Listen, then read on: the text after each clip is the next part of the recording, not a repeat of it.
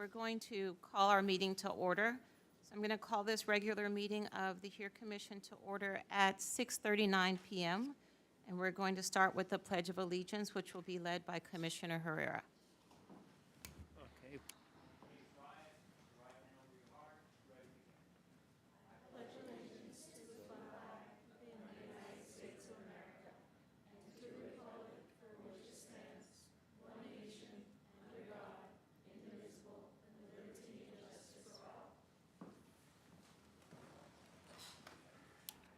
Thank you, Commissioner Herrera. Adrian, would you please call the roll? Commissioner Brenhag, Here. Commissioner Chavez Morris, Am I not doing the right one? Yeah. Oh, sorry, here. Commissioner Chen, Here.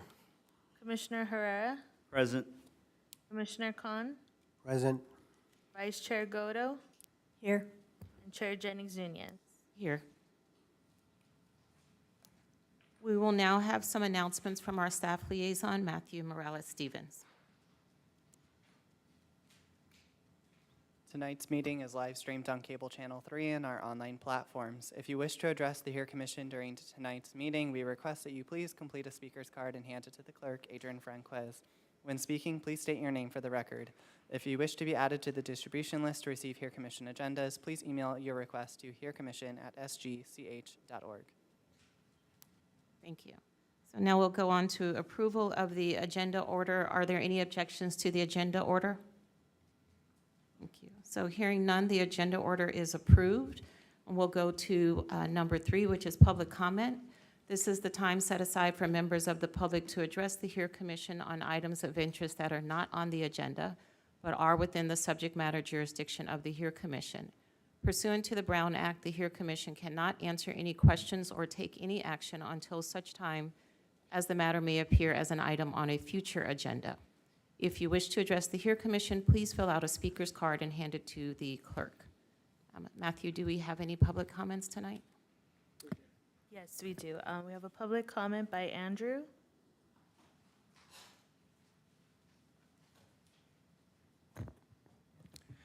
Good evening, HERE Commission.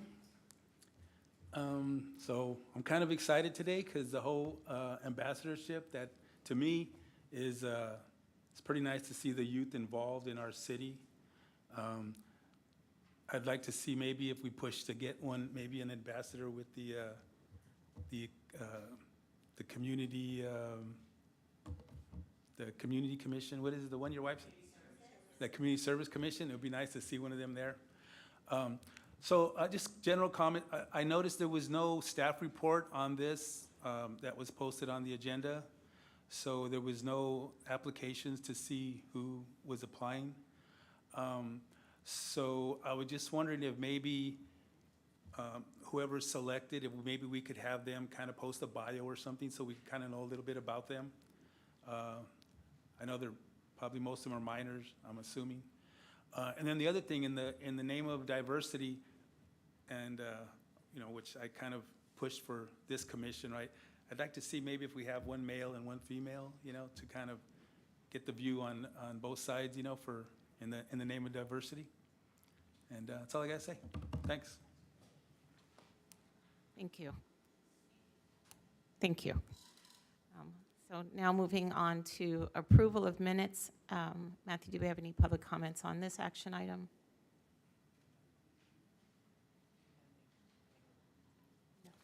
We do not. Thank you.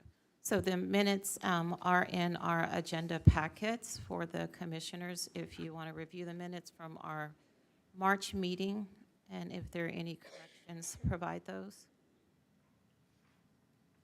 If not, if I can have a motion to approve the minutes of March 28th. I'd like to make a motion to approve the minutes for March 28th. In a second. I'd like to second that. Thank you. Adrian, if you would take the vote, please.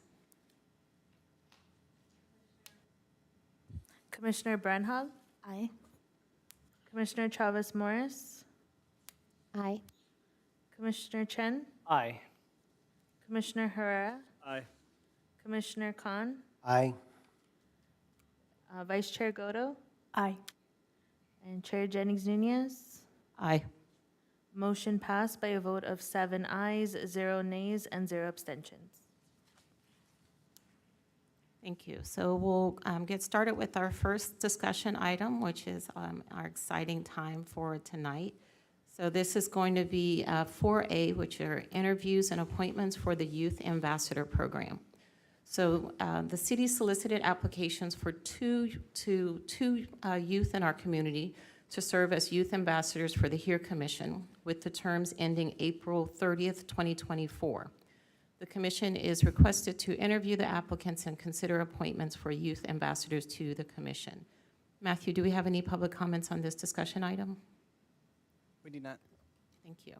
So we just want to start, again, I am Chair Jennings Nunez.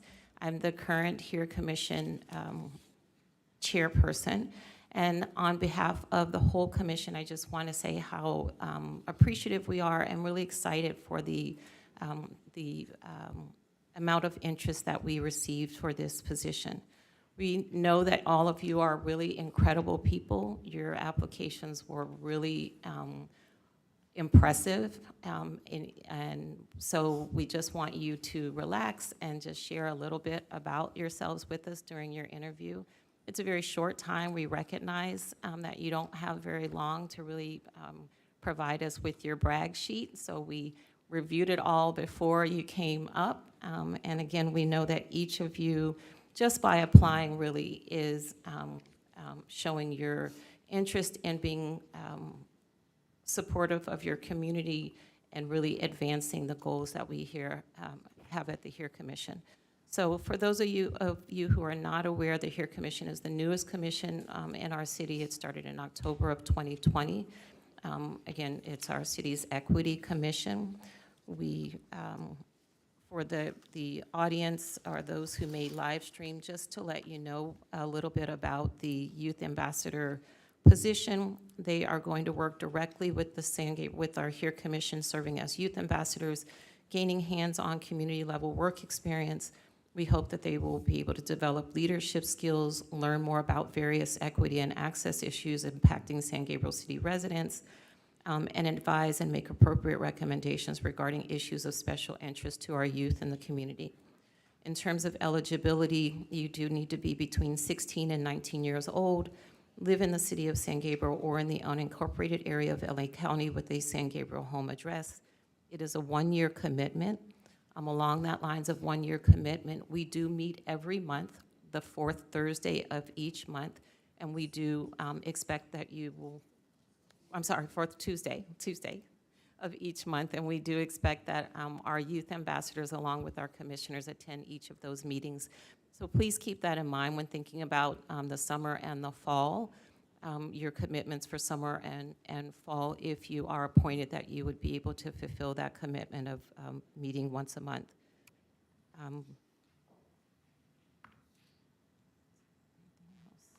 After your interview, I think Matthew has asked you to return to conference room A, so we're going to dismiss all of you to conference room A in a few minutes, and then you will come back in the prescribed order. But once you're done with your interview, please return to conference room A. If you need to leave, please don't feel like you're going to be penalized because you have to leave. I promise you those who stay won't get extra points, and if you need to leave, you're not going to get any points deducted. But I think Matthew did ask that if you can remain, we are planning to choose the youth ambassadors tonight, and so we can let you know about that selection tonight.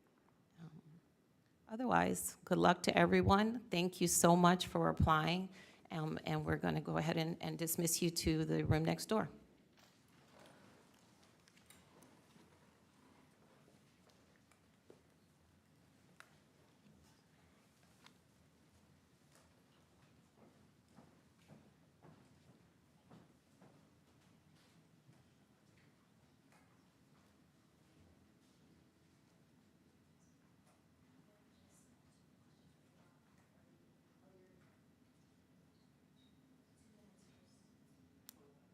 So each youth ambassador will get a couple of minutes to introduce themselves. That we ask them to do that, or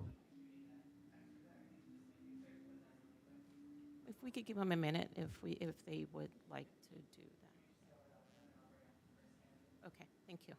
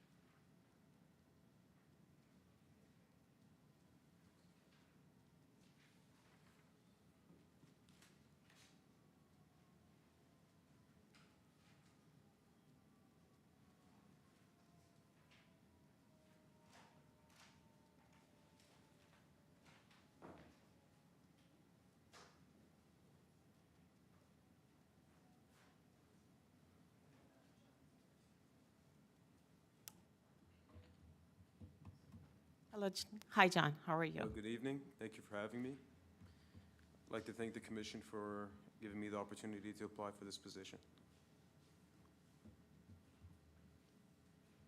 John, if you want a minute just to introduce yourself, please go ahead, and then we'll start with the questions. My name is John Chimes. I'm a senior at Gabriel High School. I'd say I'm academically rigorous, and I believe I have the qualities needed of a leader across the board. And I'm a member of my local community. I'm as an Arab American, I'm involved with my church, and I'm a Sunday school teacher there. And up until very recently, I've been working at Trader Joe's and as a stalker and bagger. So, yeah, thank you.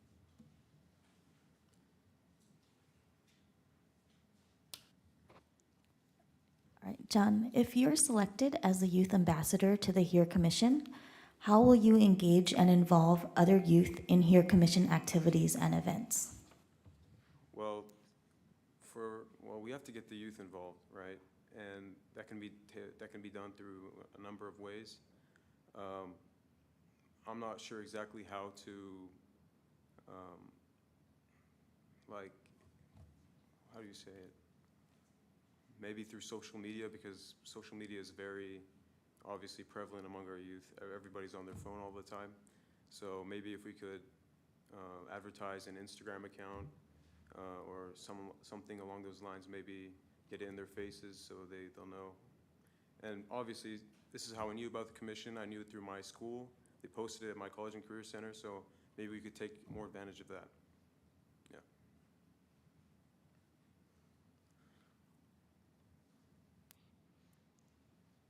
Thank you. What are one or two issues in line with the purpose of the HERE Commission that you are most interested in addressing, and why? In regards to our youth, I think drug problems are probably the biggest, of the one I'm going to say. Because as a student at Gabriel High School, unfortunately, I've seen many colleagues, many fellow students, just people generally in the bathrooms between passing periods, hooked on whatever, whether it's nicotine or marijuana or anything like that. I believe we need to take necessary steps to address this issue among our youth and sort of dissuade our youth from engaging in these activities. And another one is our lack of academic involvement among our youth. I think it is imperative that we sort of encourage our youth to get involved more with our academic programs at my school and others. So.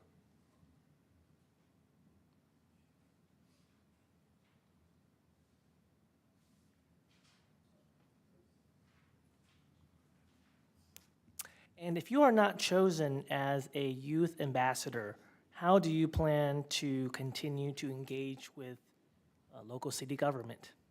City government. Well, as a resident of San Gabriel, I've been gifted.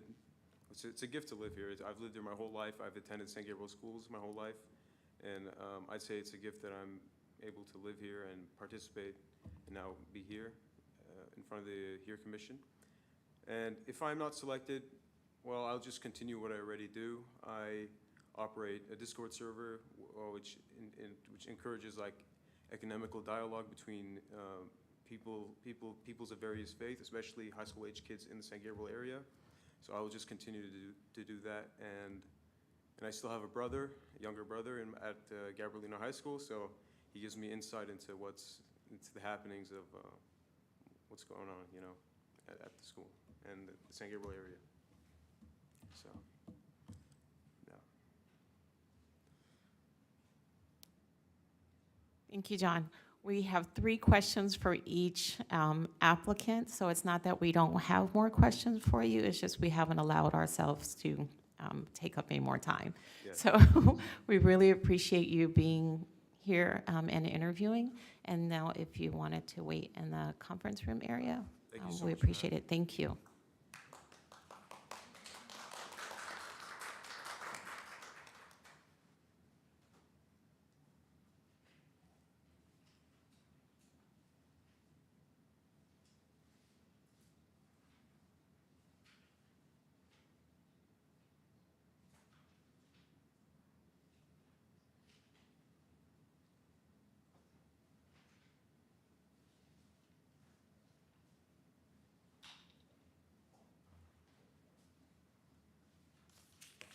Good evening, members of the commission. My name is Maya Katz, and I'm a sophomore at Gabriel High School. I'm a member of the National Honor Society and a member of the California Scholarship Federation, and I'm also a volunteer with the San Gabriel Library and a VAPA SGUSD volunteer. Thank you, Maya. So we have 3 questions, so 3 people will ask you the same question that we asked the previous applicant. So if you are selected as the youth ambassador to the HERE Commission, how will you engage and involve other youth in HERE Commission activities and events? I think it's really important to engage other youth in topics that are close to them. So if they're struggling with mental health, maybe including them on a mental health commission, or kind of including them in things that interest them.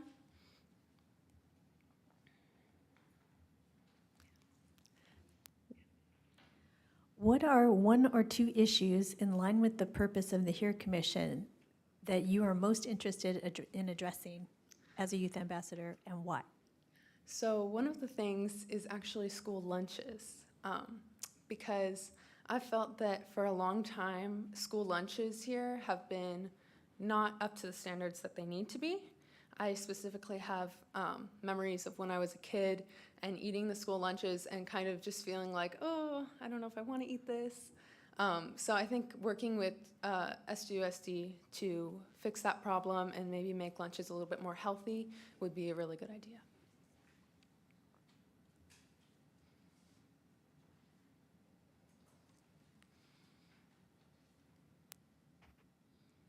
Okay, Maya, and this is the last question, and then that's, if you're not chosen as a youth ambassador, how do you plan to continue to engage with our local city and government? I plan to engage by volunteering with SGUSD, which I've already signed up for the VAPA Arts Fest right over there that I did last year. It was really fun. But I think volunteering with our city is a great way to stay connected even if I don't make the commission. Thank you. Thank you.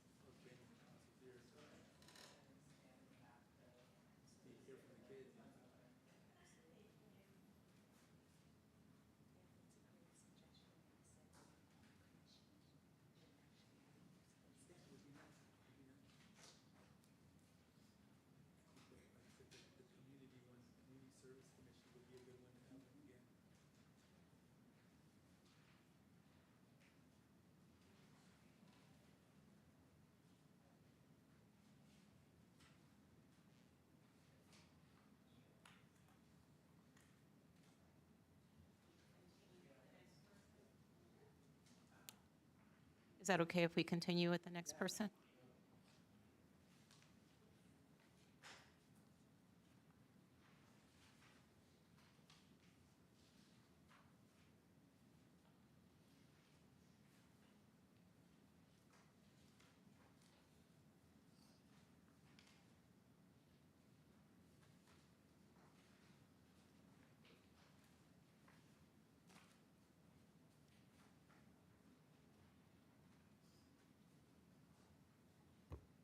Good evening. My name is Rachel from Gabriel High School. I'm a student right now, it's 10th grade. Rachel, we're just going to have 3 questions for you, and we're going to start with Commissioner Khan. Rachel, good evening. Good evening. If you're selected as youth ambassador to the HERE Commission, how will you engage and involve other youth in HERE Commission activities and events? Can you say that again? Sorry. If you're selected as or elected as ambassador, okay.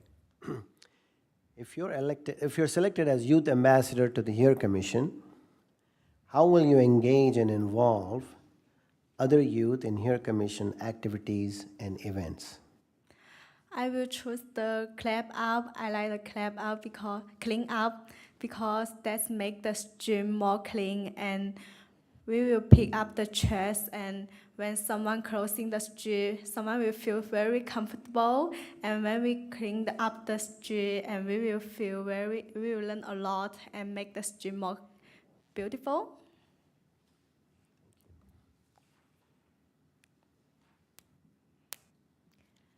Thanks, Rachel.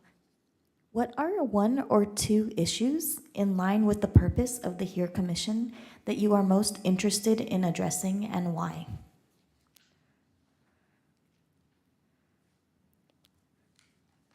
Sorry, can you say that again?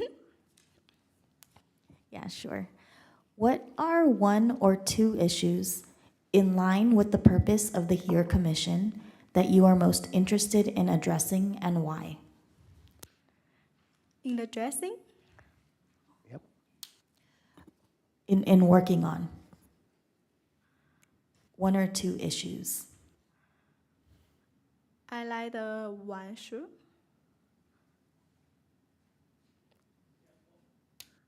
Yeah, maybe one topic or one problem or one issue that you would like to work on. Problem?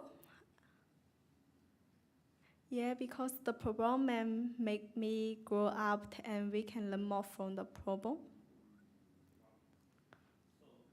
It's talking about a problem that you see, right? The HERE Commission, we deal with a lot of issues. We deal with a lot of problems. What is something that you think will be interesting to you to work on? What problem to try to solve?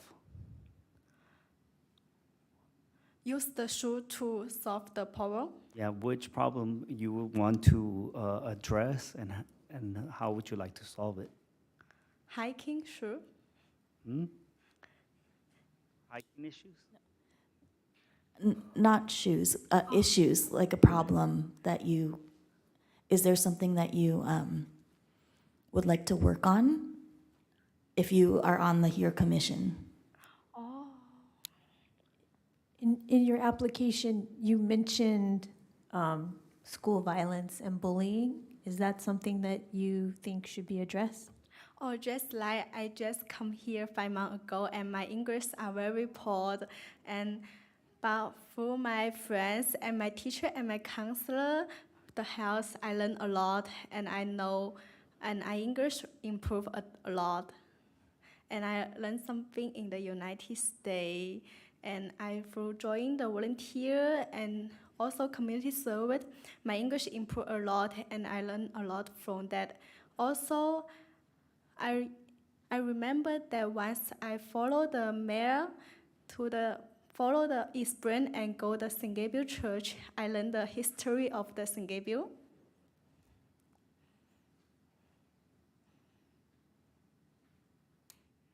Thank you. If you're not chosen as a youth ambassador, sorry, let me take this off. If you're not chosen as a youth ambassador, how do you plan to continue to engage with local city government?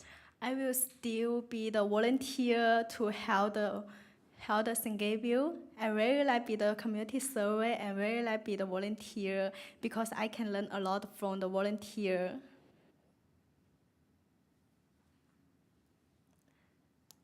Thank you. Thank you, Rachel. Thank you. Hope to see you next month.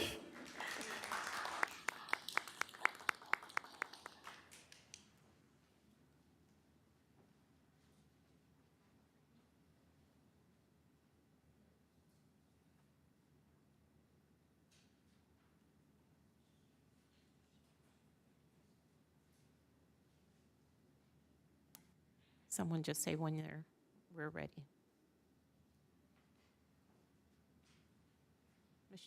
Commissioner Rehan, we're ready.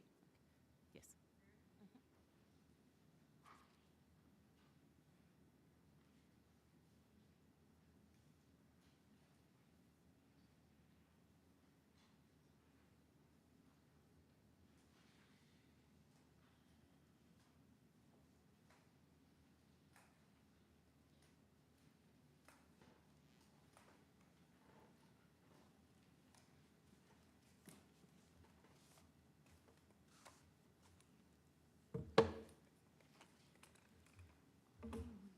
Dulce, if you want to just take a minute or so just to introduce yourself, you can. Okay. Hi, my name is Dulce Lopez, and I am from Gabriel High School. First, I just want to say thank you to the commission for giving me this time. A bit about me is my volunteer experiences. There's been a volunteer experience where I went to go distribute food across the mosaic where Jefferson's at, and then I've written letters to children's hospitals and firefighters just to let them know they are appreciated and we need people like them in this world. I'm also part of an organization called Future Business Leaders of America. This program allows me to hone my skills of leadership even further, allows me to connect with others in the Californian state and compete against our other Southern Californian people. Thank you. Thank you.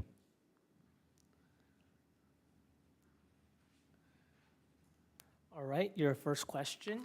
If you are selected as the youth ambassador to the HERE Commission, how will you engage and involve other youth in HERE Commission and activities and events?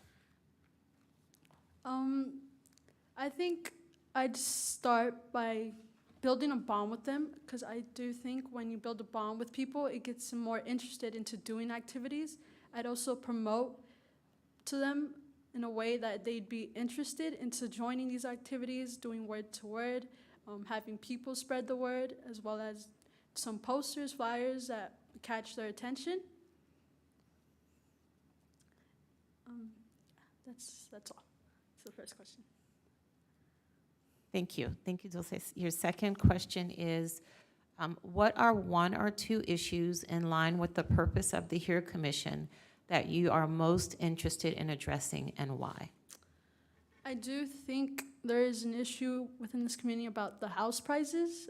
They are pretty high, and I do think there's a lot of families here that struggle with making money and supporting their families, and this community does have a high money percentage in buying things. And some other issue would be the roads. I do think there are some roads in this community that need rebuilding but have not been rebuilt yet. You can see cracks in them, and they go into some of the houses too, from what I've seen. That is all for the second question. Thank you.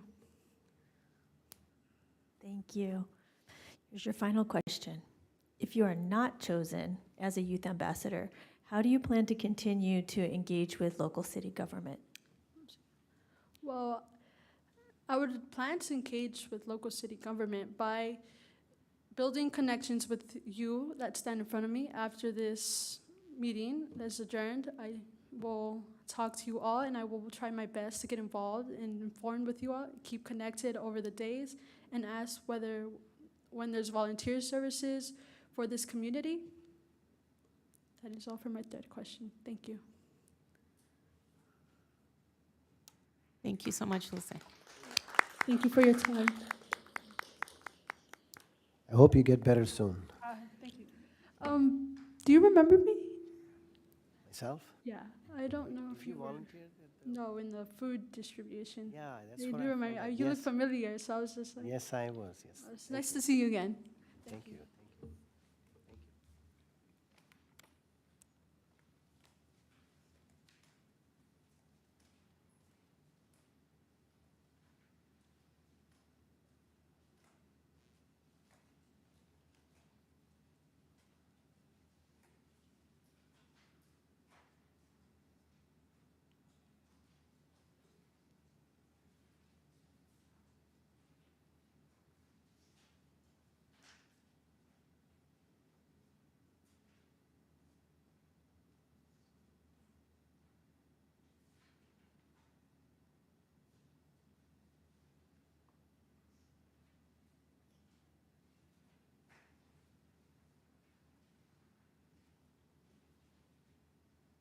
Does anyone need more time?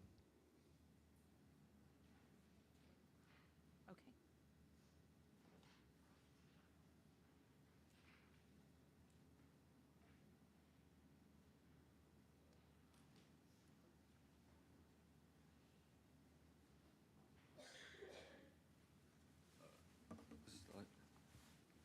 Hello, good morning, commissioners. My name is Losi Pang. I am a student in Gabriel High School. I have volunteered in this community for more than like 100 hours, and then I am in like 6 clubs. That's it. That's it for myself. All right. Well, let's get started. Can you pick up the microphone a little bit? There you My go. bad. All right. We're going to have 3 questions. Mhm. Okay, I'll go first, and then my commissioner to my left, and then the commissioner, Borja, will end it, okay? Or Brent Ha, I'm sorry. She's over there. She's not part of it. I'm sorry. First question, if you are selected as the youth ambassador to the HERE Commission, how will you engage and involve other youth in HERE Commission activities and events? First of all, if I were the youth ambassador leader, I will have more people volunteer and like give insight and like try to connect more people why they should care to help this community. And second off, I'll go just have more activities for them to do to like take care of this community. And that's it. Okay, second question. What are 1 or 2 issues in line with purpose of the HERE Commission that you are most interested in addressing, and why? One of the issues is mental health, and especially in youth and teens, as like it's like really rampant in the current age. I feel like we could like address it or like help like contribute more to like help others.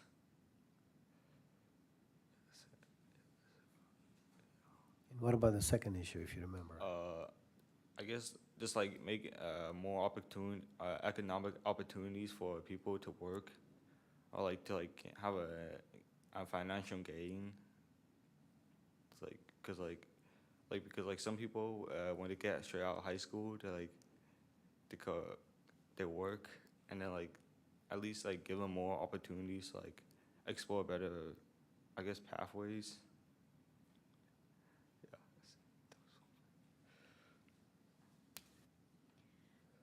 Thank you. Your third question is, if you are not chosen as a youth ambassador, how do you plan to continue to engage with local city government? I'll just like help out my community and like try to like, I guess, address problems that must be addressed if I see them, and then help connect with others and like talk to like the local government to like see like if there's any problem needed for me to like help. Yeah, that's it.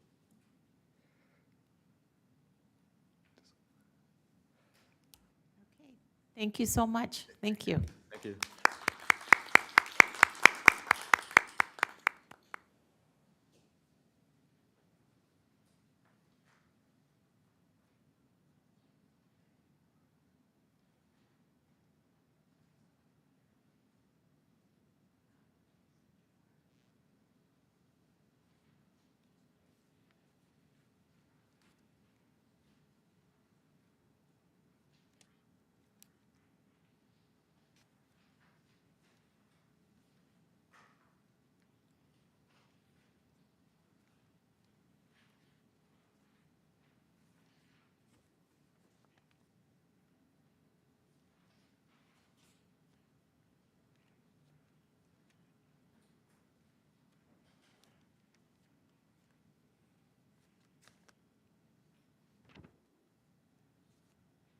Everyone set?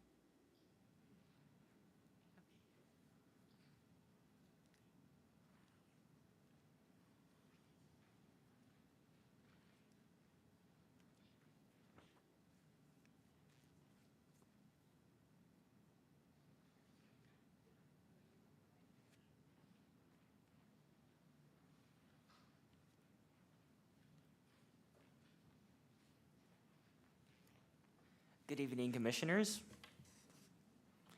So my name is Aaron Situ, and I am a 16-year-old sophomore at Gabriel High School. I saw this opportunity posted at my college and career center at Gab, and it kind of aligned with my public policy interests, so here I am today. Now, I was told to brag a little bit, so here's a couple of things about me. I do speech and debate at Gabriel High School, and I actually have my own podcast. It's called Sitting with C2, and basically what I do is I tackle things that are not only like nationwide, but also international issues. My most recent episode was a 42-minute segment on the idea of universal healthcare, and I thought it was a really fun thing to do research about. And what I do with my podcast is I share with some of my peers, hoping to further some education. Another thing I do is Boy Scouts. I'm a senior patrol leader at a Boy Scout troop located in Monterey Park, and I am currently a Life Scout.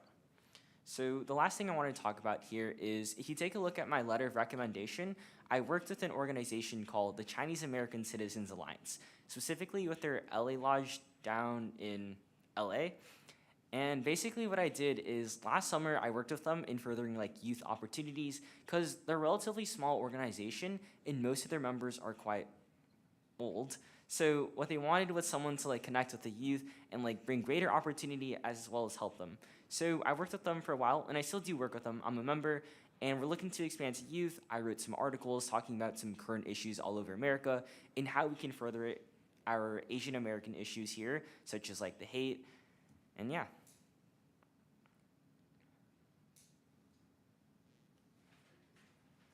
Thank you. Right? Yeah. Okay. Just wanted to make sure. Thank you for coming in today. We're going to read 3 questions, and we're just going to go in this order, so it's going to stop at the third commissioner. But the first question I will begin with: if you're selected as the youth ambassador to the HERE Commission, how will you engage and involve other youth in HERE Commission activities and events? Right, so I think this is an interesting question, because the problem of having like only 1 or 2 youth ambassadors is that there's absolutely no way you can connect with all the youth. So what I would propose is having like some kind of social media outreach. I would obviously have that on my own page, but also I think it would be a great idea to include everybody else who applied today as like Matthew proposed earlier today, such as a committee, right? Because having more people just means more outreach, and I don't think limiting it to 2 ambassadors is gonna do much. So that would be one way I would propose we get more outreach. Another important thing I would look towards to is going to San Gabriel High School, because I noticed all the applicants here today are just from Gabrielino, but that doesn't represent all our youth, and so we should look towards other areas that you might see more representation. Thank you. What are 1 or 2 issues in line with the purpose of the HERE Commission that you are most interested in addressing, and why? So the HERE Commission is like focused on diversity, human relations, and etc. One of the critical factors I found that addresses the youth specifically is simply having opportunities, right? Too many times in America, we have disadvantaged communities or just even ethnic groups that aren't given enough opportunities, and especially for the youth.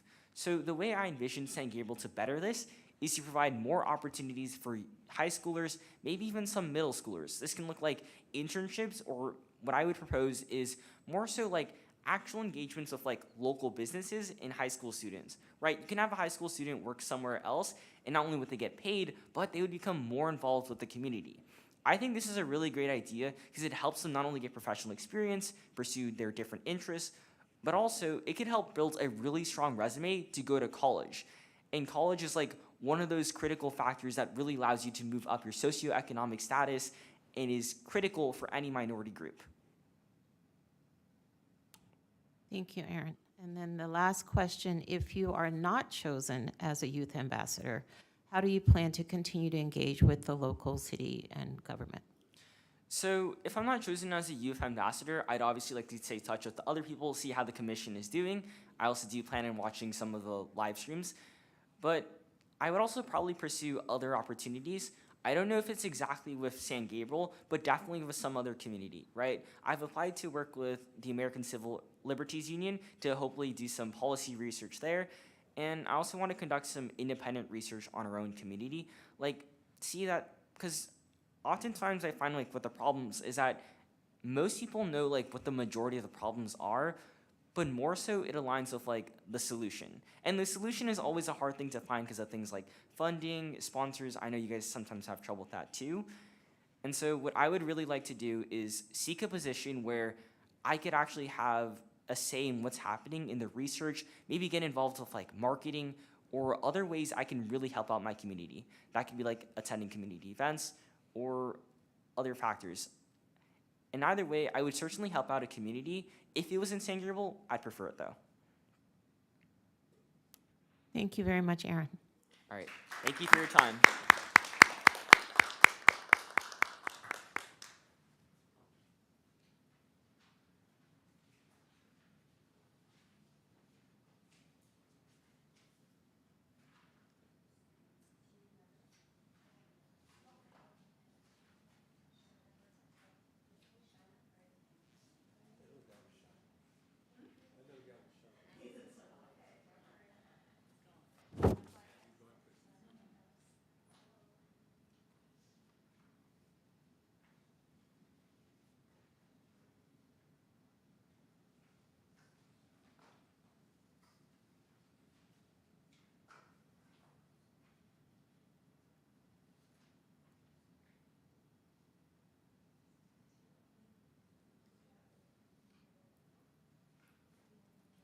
We have 2 candidates remaining. Are we ready?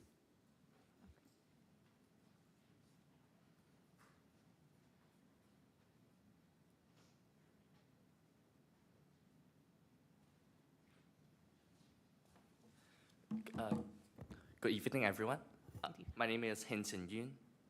So, Henson, if you'd like to take a minute just to introduce yourself, please do. yes, gladly. So again, my name is Hinson Yoon. It's quite an unconventional name. So yeah, pretty cool. So during my high school career, I did speech and debate, as well as ran a club that discussed politics inside and outside of America. Besides, as you can tell by my accent, I didn't grow up here. I lived a good portion of my life in Hong Kong, and hence I can speak Cantonese, English, and Mandarin fluently. Japanese is still a work in progress. And what I did in the past doesn't matter.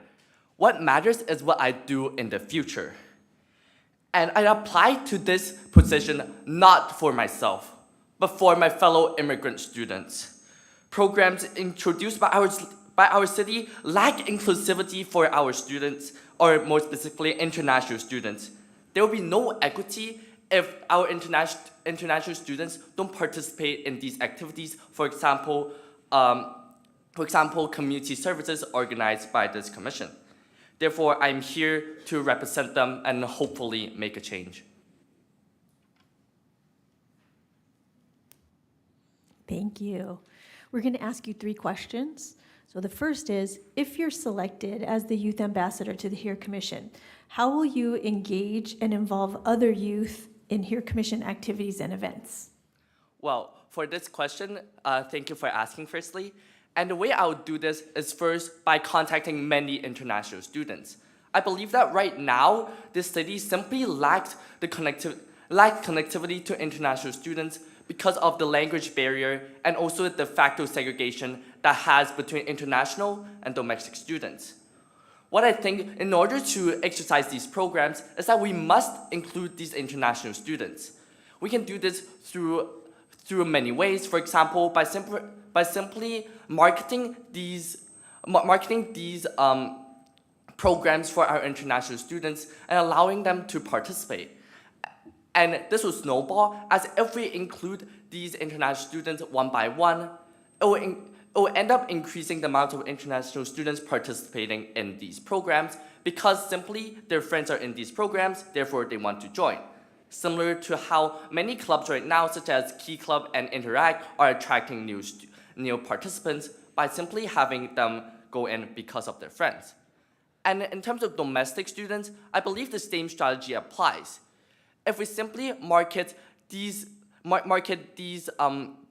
activities to all students, instead of only some very well educated and students who do well in school, we'll be able to increase the rate of students participating in these programs. All right, so question number 2. What are 1 or 2 issues in line with the purpose of the HERE Commission that you are most interested in addressing and why? So there are 2 main issues here. So firstly, I'll go through housing, which is the obvious problem here. Right now in San Gabriel and California as a whole, housing prices is simply unaffordable. And I think the way to actually end this, to actually provide affordable housing, is by building more apartment buildings. These apartment buildings are essential as they provide a higher density amount of people living in the area. Therefore, housing prices will go down and be more affordable to everyone, which includes both people who are living here right now, as well as international students who are seeking a career in the United States. And this conveniently leads to my second thing, which is public transportation. So I'll explain why these 2 links together. So firstly, if we have more densely packed housing, it will essentially make public transit easier, as people are simply closer to the bus stops. And besides, I think public transit is still lacking, and the best way we can solve this with the resources we have right now is simply by increasing the amount of buses in the city. By doing so, people will be less reliant of cars, which is good for the climate, as well as good for congestion in general, and besides, people do not have to spend money to buy a car, making the city in general more equitable, and helping students who are studying domestically and internationally to actually sustain themselves without having to worry about problems such as rent and buying a car. Thank you, Mr. Henson. I have a last question for you. Now, this question is pre-made, so don't take it in a negative way. If you're not chosen as a youth ambassador, how do you plan to continue engage with local city government? Thank you for asking this question. So before this commission began, Commissioner Herrera has approached us and talked about his various community service programs that he provided. I believe that what I would want to do if I was not chosen by this commission is that I will try to work with Commissioner Herrera to hopefully help promote these community service programs to international students and other domestic students who have not participated in such programs. This is extremely important because I think this will be extremely helpful for the community. Because firstly, as I mentioned before, international students and some domestic students are simply not participating enough in these systems, meaning that equity is impossible when it comes to education. And hence, even if I wasn't chosen by this commission, I believe that I will still make an impact on this community by introducing many different students to these programs and hopefully help them through their education process. Thank you very much.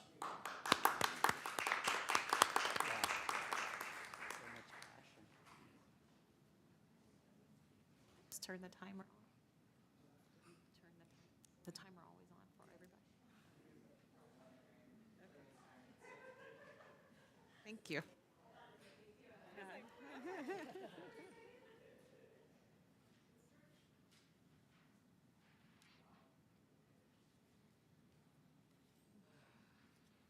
Let me know when you're ready. We have one last candidate.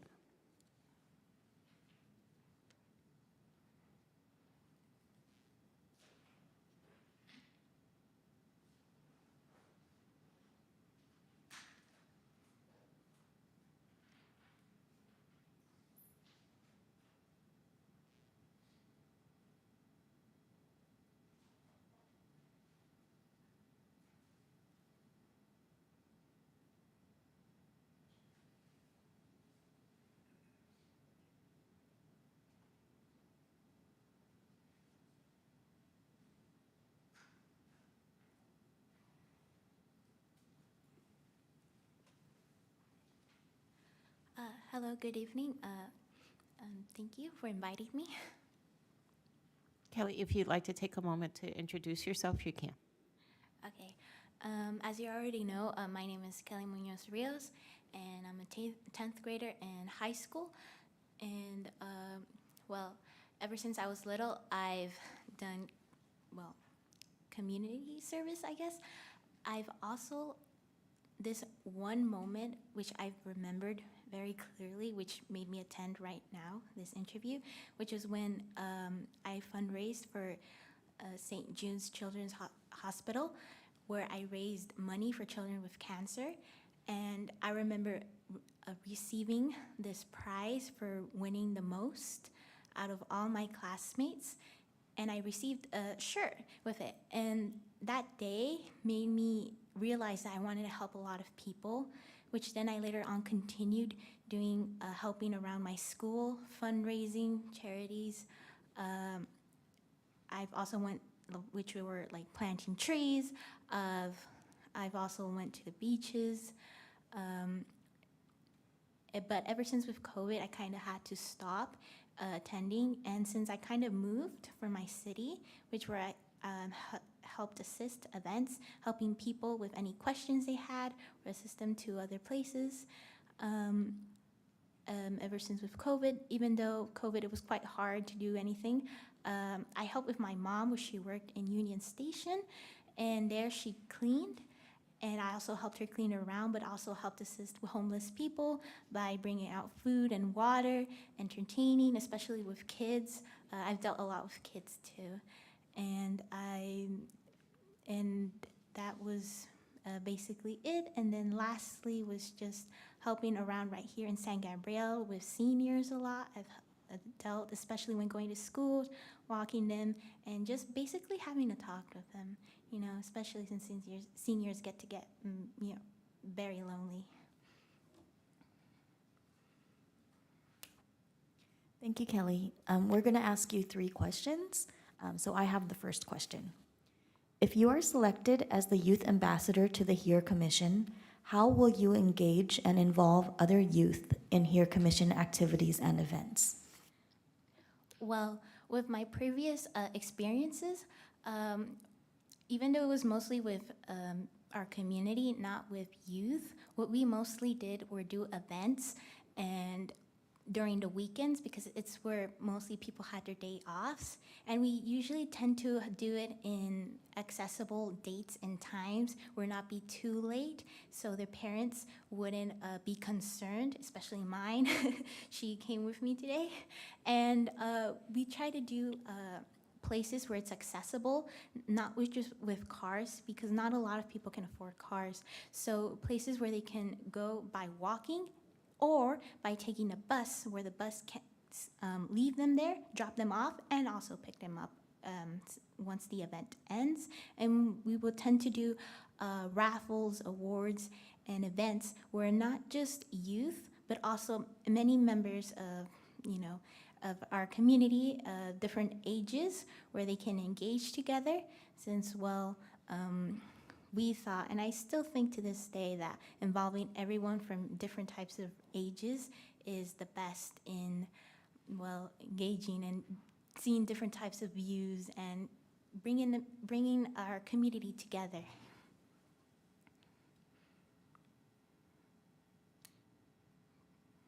Thank you. The second question is, what are 1 or 2 issues in line with the purpose of the HERE Commission that you are most interested in addressing, and why? I think one of them, which I would like to address, which is having more accessibility and having more time and effort with people in low income. As one who is in low income, I want children's and kids in my age and many other people to be able to engage in stuff and have the opportunity here in San Gabriel. I've seen a lot of opportunities here in San Gabriel, where my previous city, while we did a lot of stuff, there wasn't a lot of things we could have done because of money shortage. But over here, I've noticed people tend to engage their children in events, try to have them attend to programs, but I've noticed that a lot of them would require money and fees that is too much for parents to pay. And I think that we need to have ways to not just only reduce fees, because even while it's reduced, it's been really hard for even just to pay the reduced fees. And we need to have, well, I guess fundraisers and events where people can see and why you should support these programs. And not just that, it lets them have a point of view of why these events can help kids and, well, do things and for have a brighter future, and not just for them to go to college or do great things, but also here in the community would tell them that, hey, well, there's kids that have low income, we should try to help them.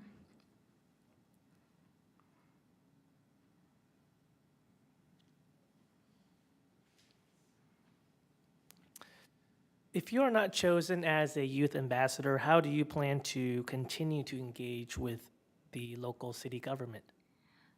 Well, I had this question answered by Matthew here. Even though if I don't get elected, I still want to participate.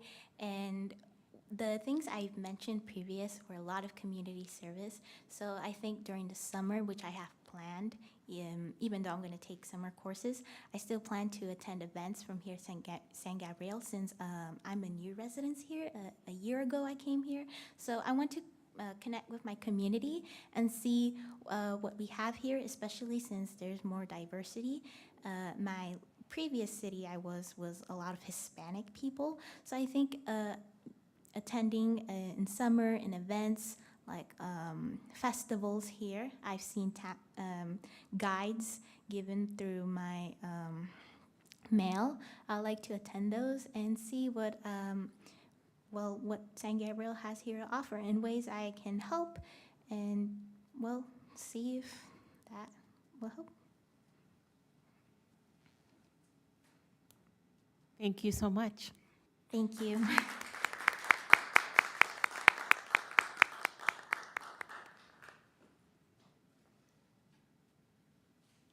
Okay, so now is the difficult part. I don't know if we need a bio break or just maybe a 5-minute break for us to put our thoughts together before we come back. Is that okay?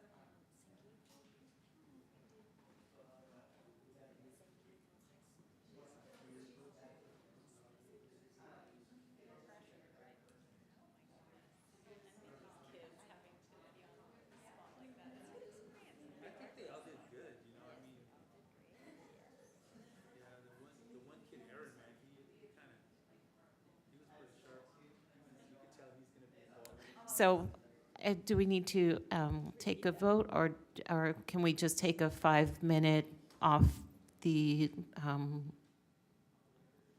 yeah. So we will resume in 5 minutes.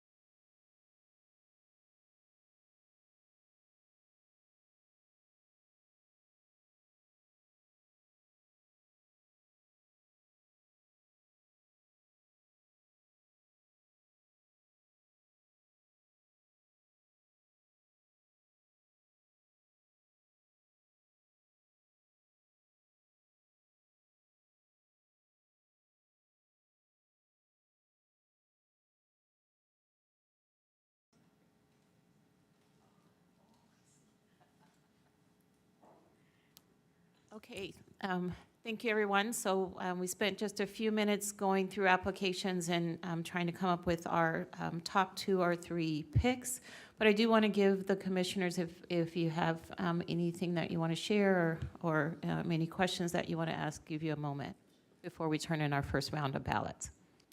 Yes, I just think that I liked your idea of just writing an alternate, just in case, just have another. I know we were all gonna have top 2, but I thought that was actually a good idea. So one concern too, that is there something called overqualified?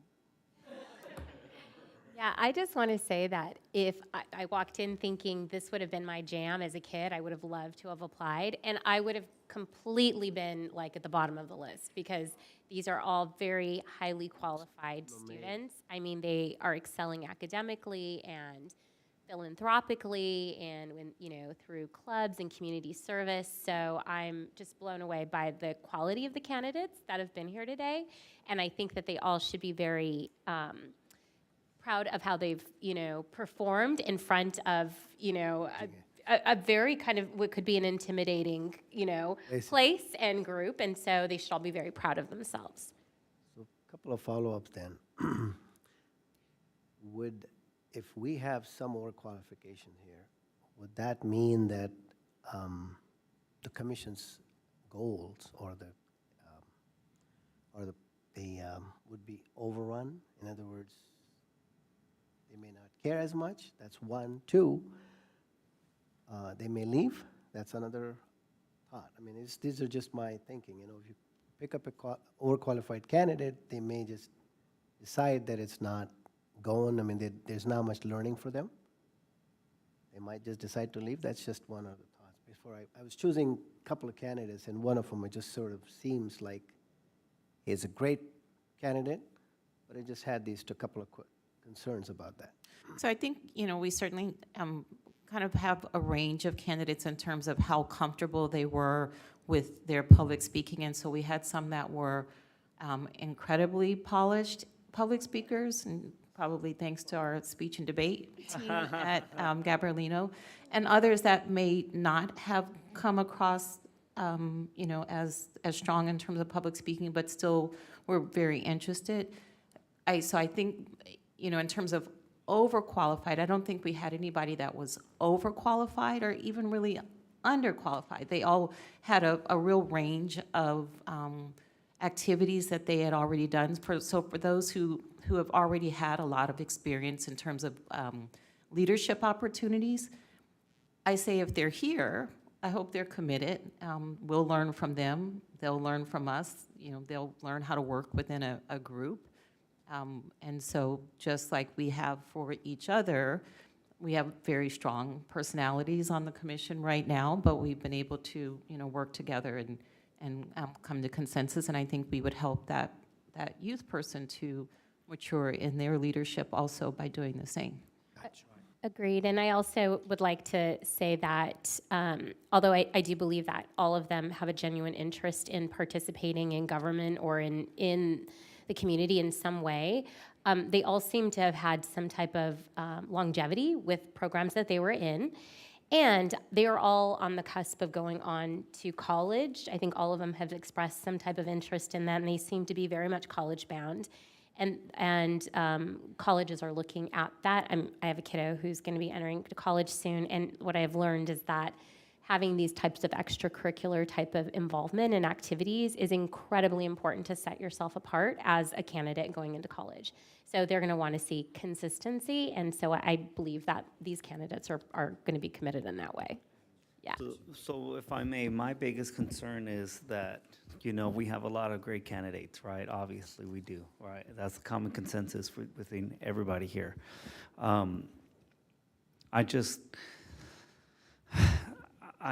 know that there's some candidates that didn't perform as well, but if you look at their track record, they're in the community. They've gotten awards from particular people or what have you. And just because there was a language barrier, they might not have performed as well. But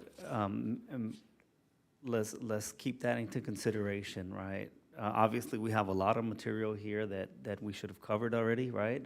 and we're not solely basing it on only the performance that was done today, but also on their track record.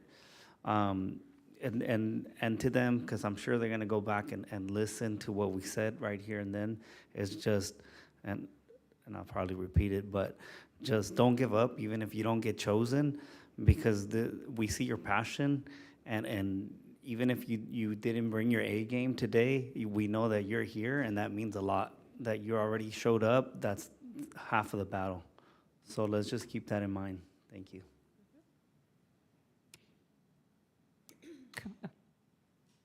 Yeah, I was just gonna say that I feel like we have more than 2 very qualified candidates. I think that's consensus, so, but we do just have to 2. That's the reality, was that we have 2 spots, so.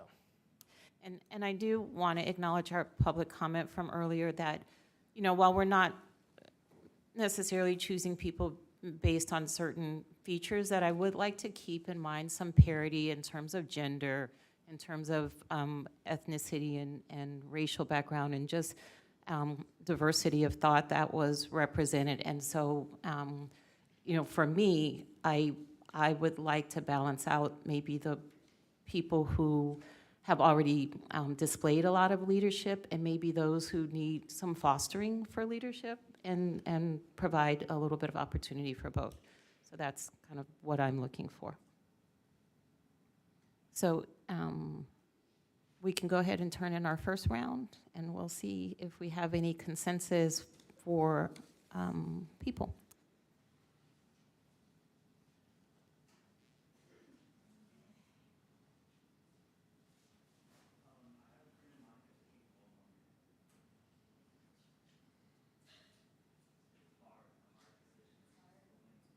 Well, on that, I think we can even think about ways we can get, of course, we have the official youth ambassador program, but even as we ask the question ourselves, right, how we can keep the youth engaged.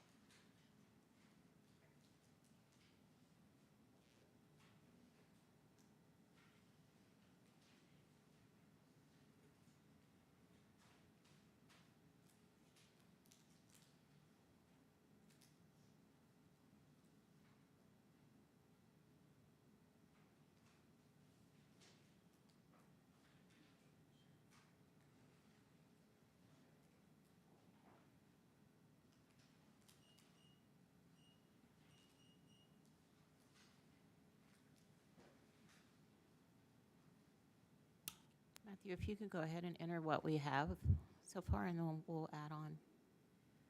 If we do choose an alternate, do we let the alternate know they're the alternate? Or is that just for our back pocket? Okay, so we let them know. It's like if the person is not able to. Yeah, I guess if somebody's not able to perform, then they would be called upon.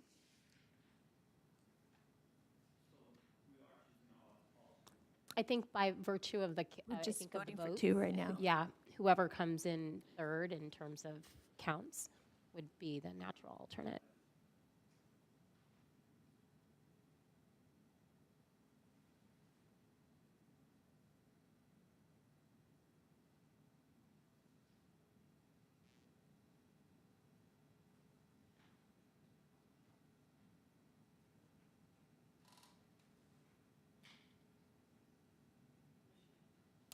Commissioner Herrera, I don't want to rush you, but I'm rushing you.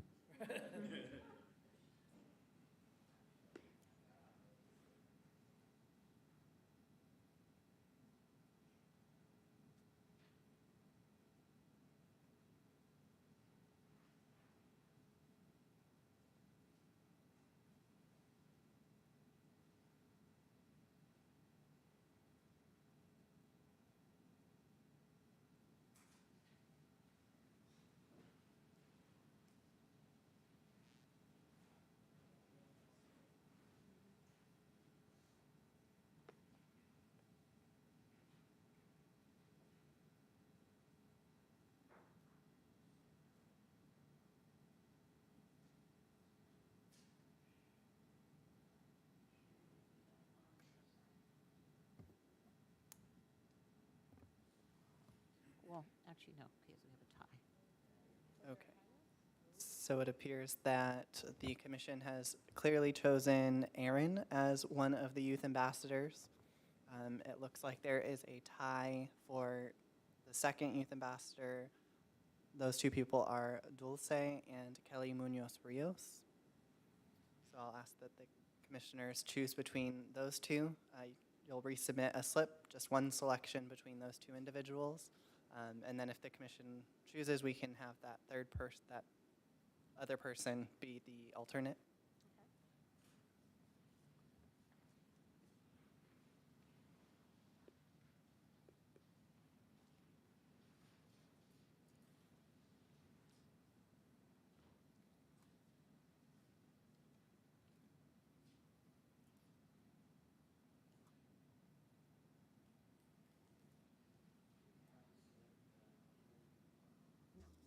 Only one person on the ballot now.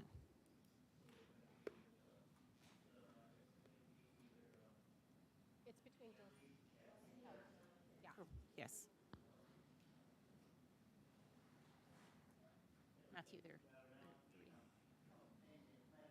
And one, and Commissioner.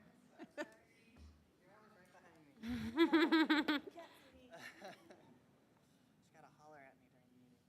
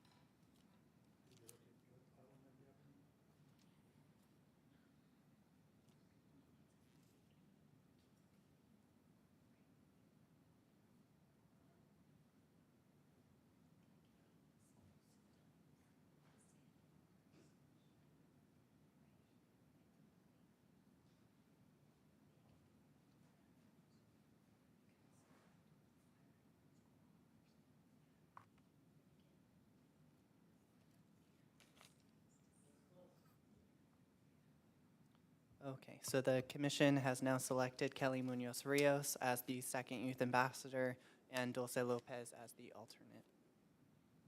If the commission will allow a 2-minute break, and I will go ahead and relay the information to the candidates. Are they going to be dismissed from there? Are they going to come here? They will be dismissed to go home from the conference room unless the commission would like to bring them back out. No, but if you could just please relay our appreciation for them coming out, and that we sincerely hope that they will remain involved, and that we will work with the youth ambassadors that were chosen to reach out to them so that they can continue to provide input and help us to get issues heard.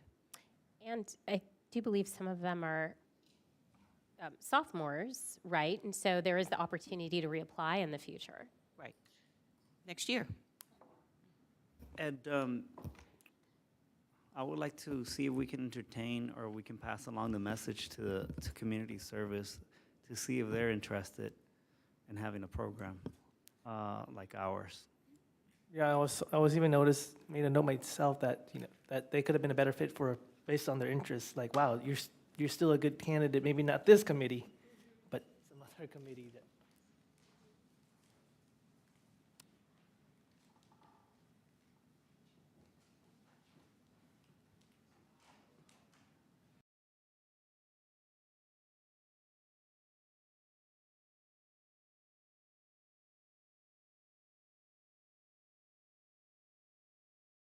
Hold for just a moment, but I ask you to start thinking about our next agenda item.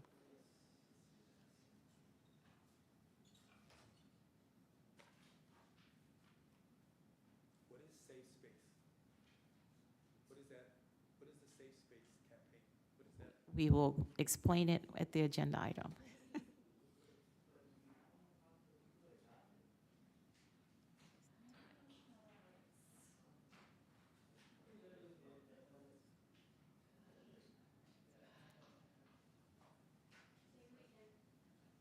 Maybe we can ask for them to maybe attend the next meeting. Are they going to be starting at the next meeting? Okay, great. Maybe we can have a little time before to say hello and get to know them.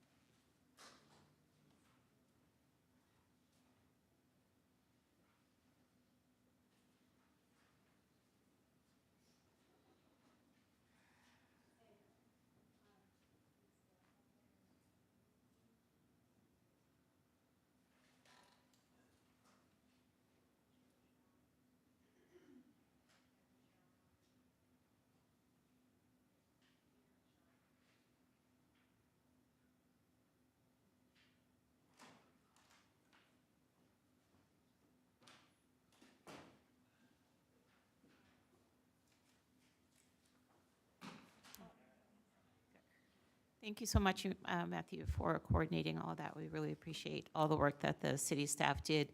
Commissioner Herrera actually made a very good point that maybe we can pass on to those 12th graders that at 18, you can apply for a commission spot. And so if they are interested in continuing on with local government, to consider applying for an actual commission spot. Okay, so we'll move on to discussion item 4B, which is going to be discussion of Pride Month and a Safe Space campaign. The commission will discuss plans for Pride Month 2023 and begin developing a safe space campaign for the city of San Gabriel. Matthew, sorry. Do we have any public comments on this discussion item? We do not. Thank you. So in terms of a safe space campaign, maybe I'll ask, anybody want to provide some input or guidance on that? So we do have some information in our packet, but basically what we are trying to develop is acknowledgement celebration activity sponsored by the HERE Commission for Pride Month specifically. We've kind of piggybacked on the idea of a safe space campaign, which different, I think organizations do it in different ways, but just creating an environment of all are welcome. This is a safe space to express yourself, to be yourself, and how we can do that in a reasonable way, given we only have about 30 days to plan it. So Matthew suggested that maybe we have a committee of 2, like we have had on other events, that would come back to our May meeting with ideas, really having developed a program for us to say yes or no. So tonight, I just want to give people the opportunity to maybe provide some ideas and input, and then see if we have 2 commissioners who would like to volunteer to be on that committee. And if I could just briefly, the genesis of it was really from our community engagement survey, in which quite a number of our respondents requested that the HERE Commission take up LGBTQ plus issues. There were a number of suggestions that we have a pride parade, but what we thought might be more meaningful was to have a safe space campaign that could be year-round. So it definitely is highlighted during Pride Month for June, but our hope is that the safe space will be adopted by businesses, by agencies, by governments, parks, all that sort of thing, just to provide sort of an affirmation that all are welcome and that everyone is accepted as they are. So given that we only have 6 weeks until Pride Month, I think it would be very advantageous for us to figure out what it is we can realistically accomplish in that time. Matthew provided a ton of information about allyship programs, which I think could be part of this effort, but I don't think we can probably get that quite together in 6 weeks' time. So for me, I think it would be great to, if we could have sort of it's not a subcommittee, but two commissioners work towards coming up with a plan to propose to the rest of the HERE Commission as to what that safe space campaign would look like and what it would include. And then I don't even know if this is possible in the time frame, but to try to develop a logo that would be placed in businesses, library, wherever in the window to designate that that organization was participating in the campaign. I'd love for it to be something that was specific to San Gabriel, because there are quite a number of organizations that have rainbow triangles and other kinds of symbols that they use, but I think it would be great to have something that was specific for San Gabriel. Agreed. I think that having a logo that's specific to the city, is there a budget for us to be able to produce stickers or decals or anything? Okay. So as of right now, and that'll be in the comments later, there is no budget. Budget meetings are coming up, but those are in June. So hopefully for next year, we may have a designated budget for our HERE Commission. And we may even get some budget this year. But as of right now, there isn't a specific budget. If we can come up with an amount that we would need, then it can be taken to the city council meeting for them to approve that amount. But as of right now, no. I'm happy to explore with another commissioner some ideas, kind of off the top of my head, since there is not a budget. For instance, maybe looking to the Chamber of Commerce and asking the Chamber of Commerce if any of the businesses, for instance, I know Nomad's ice cream, Jeff, is a very wonderful ally and has for many years had language on his windows, explaining that all are welcome and who's not welcome. I'm appreciative of the fact that he took that initiative, and I think that if we could maybe even, identify somewhere on our website, local businesses that are allies in their own way, and that maybe don't have a designation yet, but that we could then work towards next year to get a proper decal created for them. I have two issues with this, but again, maybe I don't understand properly what safe spaces mean at this time. So are you going to distinguish people who are straight versus not straight at the shops, or what is it? Oh, so, okay, yeah, so I see what you're saying. So safe spaces generally are businesses where individuals can come and know that they can, they're not going to be discriminated against, or that they can be openly, be open in their sexual orientation or their gender identity. That could be anything from, somebody who is trans, right? Feeling that they can, dress in a way that makes them feel comfortable, or someone who is in a same-sex relationship holding hands in a store and knowing that they can do so safely, and that they won't be engaged in a way that makes them feel threatened or excluded, or they wouldn't be asked to leave. And so that's just kind of generally what safe spaces are. And so, there are very real situations that have happened, right, where folks who have been in same-sex relationships have, gone to ask for a cake to be made. And then the business owner has said, no, I will not make you a cake because it's for a wedding, for a same-sex wedding, right? And so they having those allyship visual aids, right, that cue to you that you are safe there is a huge relief for folks in the community. And as an ally as well, I want to, patronize businesses that share the same values as I do. And so I make an effort to, for instance, go get my ice creams from Nomads, because Jeff very much believes in creating safe spaces for people. So I choose to put my dollars into his business. But I thought, as a business, you're supposed to be doing this.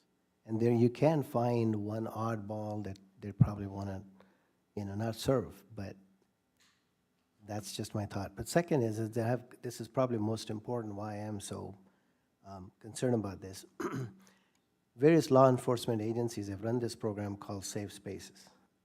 And from 2003 through 2014, LAPD ran a program where they funded private nonprofit organizations as well as some decoys, or I'm going to say just folks who pretended to be somebody else that they were not, and they were sent into mosques to excite, to talk.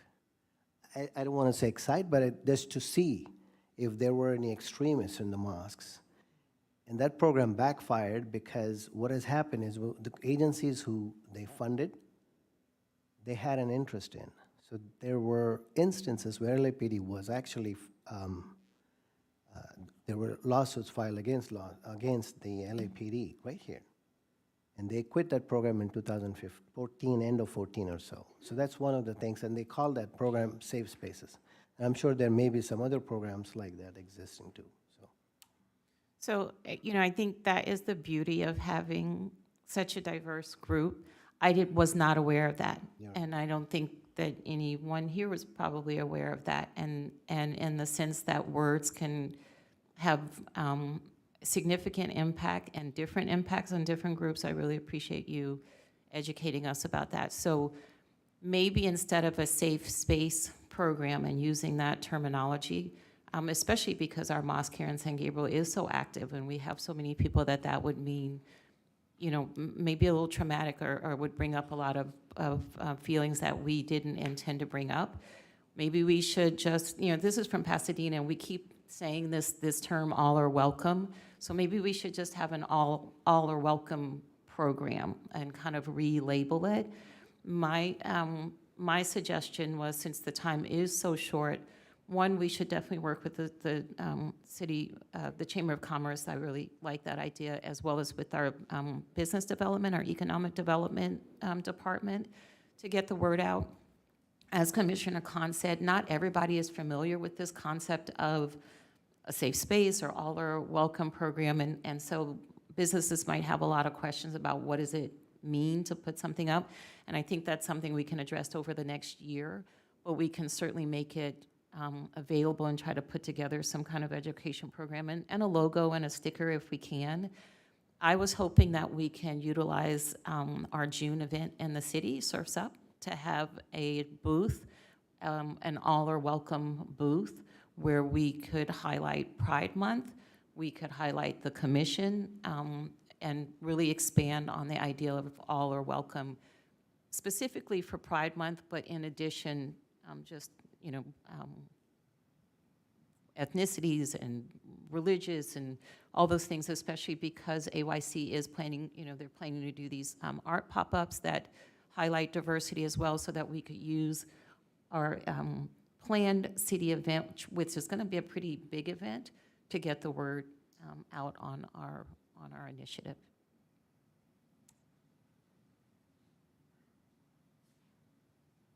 So we have Commissioner Chavez Morris, who has volunteered to be on the committee. Do we have another? And Vice Chair Goto. Beat everybody else to it. So are there other ideas or questions that we'd like to give to those two commissioners? Well, I was going to say that even though you two be hitting it up, I was talking to some businesses in San Gabriel just about various local issues, so want to be involved as well. Okay, great, yeah. Yeah, I think that there's probably some general interest, like people who are kind of, you know, living their values through their business already. And I think that we can kind of hit that low-hanging fruit first of folks who kind of are already maybe understand it and, you know, kind of collect some information about what's out there in terms of, you know, those all are welcome spaces. And then maybe think about next year, how do we maybe do some greater education on, you know, what that actually feels like for customers, and that could be really helpful. And we can have 3 commissioners on a committee and still not be outside, or is that not correct? 3 is Brown Act, right? I was thinking for a moment. Yes, that is correct. We would be fine to have 3 on a committee. Okay. So if we can have 3, and Commissioner Chen wants to also be on it, then we will have those 3 commissioners as our committee. So at the next meeting, we would love it if you come back with possibly a logo that we could put on whatever promotional material we have at the booth, if you agree with that and you decide to do that. Possibly be able to make some stickers if we could price it out and get that approved. And then whatever other program development, and Matthew can help get you in touch with the business development, and is it business development or economic development? It's or both? Economic development. It would likely be Caroline that would help us with outreach. So just a question, clarification. I just really want a clarification because I thought 3 was a Brown Act. So we're sure that 3 is okay. For this commission, 3 is fine. Because All of the the other size. commissions are Okay. 2. Right, okay, because of the size. The size of it, yeah, I got it. Thank you for clarifying that. Sorry, Commissioners, if I can just mention something. Because we don't have a budget necessarily associated with this, we do have some internal staff who may be able to help develop a logo. Probably wouldn't be able to spend a whole lot of time on it because that wouldn't be their primary job, but if the committee comes up with some ideas of maybe what they'd like to see, we could do that internally. Yeah, that would be great. I mean, we could kind of do a little research and see what other cities have adopted, and then maybe we could just leave it up to the creative minds to think about what that would look like. Well, and there are also some, Canva, you can do amazing things with. It may not be graphic designer level design, but we might be able to throw some things together or have friends who might be able to, but we would love the city staff to take a crack at it also. I just don't want to overburden them. Well, and I just don't want to assume that the commission has those skills and abilities and is willing to take that on. So coming up with ideas would be ideal. Yeah. And then we could possibly set up a meeting and they could even develop some concepts maybe that would would be something that you could. Yeah, that would be great. I mean, I also would also, I'm trusting that the city also has some branding guidelines that might need to be considered. I don't know. Just saying. Okay, just kidding. You basically do it and get told no, and then you. Okay. So, yeah. I think it would be, it might be interesting even if we come up with some, I mean, we can discuss it more, but if we came up with some concepts to even have people vote at Surf's Up, like which logo do you like? And we could do, What if we have the youth, like a contest for the youth? I thought of that too, but we I don't think we Short have timeline. time. Yeah, maybe next year. We definitely will have our youth ambassadors at our next meeting, and so even though, we're talking about this now, they'll be able to provide input, at least for the day of event, and hopefully actually, be a part of voting on the logos. But I do like that idea of providing the residents with the choice and letting them help us make a choice for next year. Yeah. So this year is kind of we're developing the program, we're introducing it to the city and to the residents with the plan to continue to work on it and really roll it out next year, it sounds like. I'm excited. Okay. Any other discussion on that item?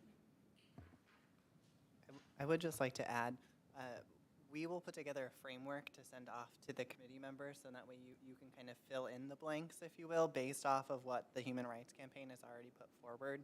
And so I think Vice Chair Goto mentioned allyship, and that's just a component of the larger campaign. So essentially anyone who is putting up the logo that the commission comes up with is an ally, but potentially defining those terms as part of the campaign would be part of the educational factor, as you mentioned. So we'll put together the overall framework as far as what would need to be confirmed for our city, and then push it back to the committee to kind of fill in those blanks. And then if you're okay with it, you'll meet with likely Adrian and I to solidify everything, and then give us direction as far as kind of where you see it getting pushed out and how you would like the logo to move forward with, and at least we can come back with a couple of options, and then put together everything in a staff report for the May meeting. Thank you. And then, so are you suggesting that maybe we put together an educational packet or some kind of information packet that would go to businesses or whoever would want to have a sticker in their window or that? Correct. Essentially, it would just be stating kind of what the program is and what you would be signing up for by putting that in your window. Yeah, that sounds good, because then it's a very uniform kind of definition that everybody understands what their commitment is to having that sticker or logo. I like it. Okay, thank you, everyone. Quick thing, I know that, Matthew, did the student ever reply to you about, to confirm about becoming the guest speaker, or no, you had not heard back? I have not heard back. So moving on to our next item, 2023 Mental Wellness Expo Planning. Commissioner members to continue planning the 2023 Mental Wellness Expo, which is scheduled for Sunday, October 1st. Matthew, do we have any public comments on this discussion item? We do not. Okay, so I am going to ask people, kind of in the interest of time, we'll go through each of the leads. If you don't have anything to add at this point, you can just say, I don't have anything to add. If you have any questions, please bring them up now. We'll start with our marketing and elected officials lead, which is Commissioner Chavez Morris. Hi, so I'm sorry that I missed the last meeting, but I did touch base with Matthew literally, I think, the same day or the same evening or the day after, and to inquire a little bit about kind of next steps.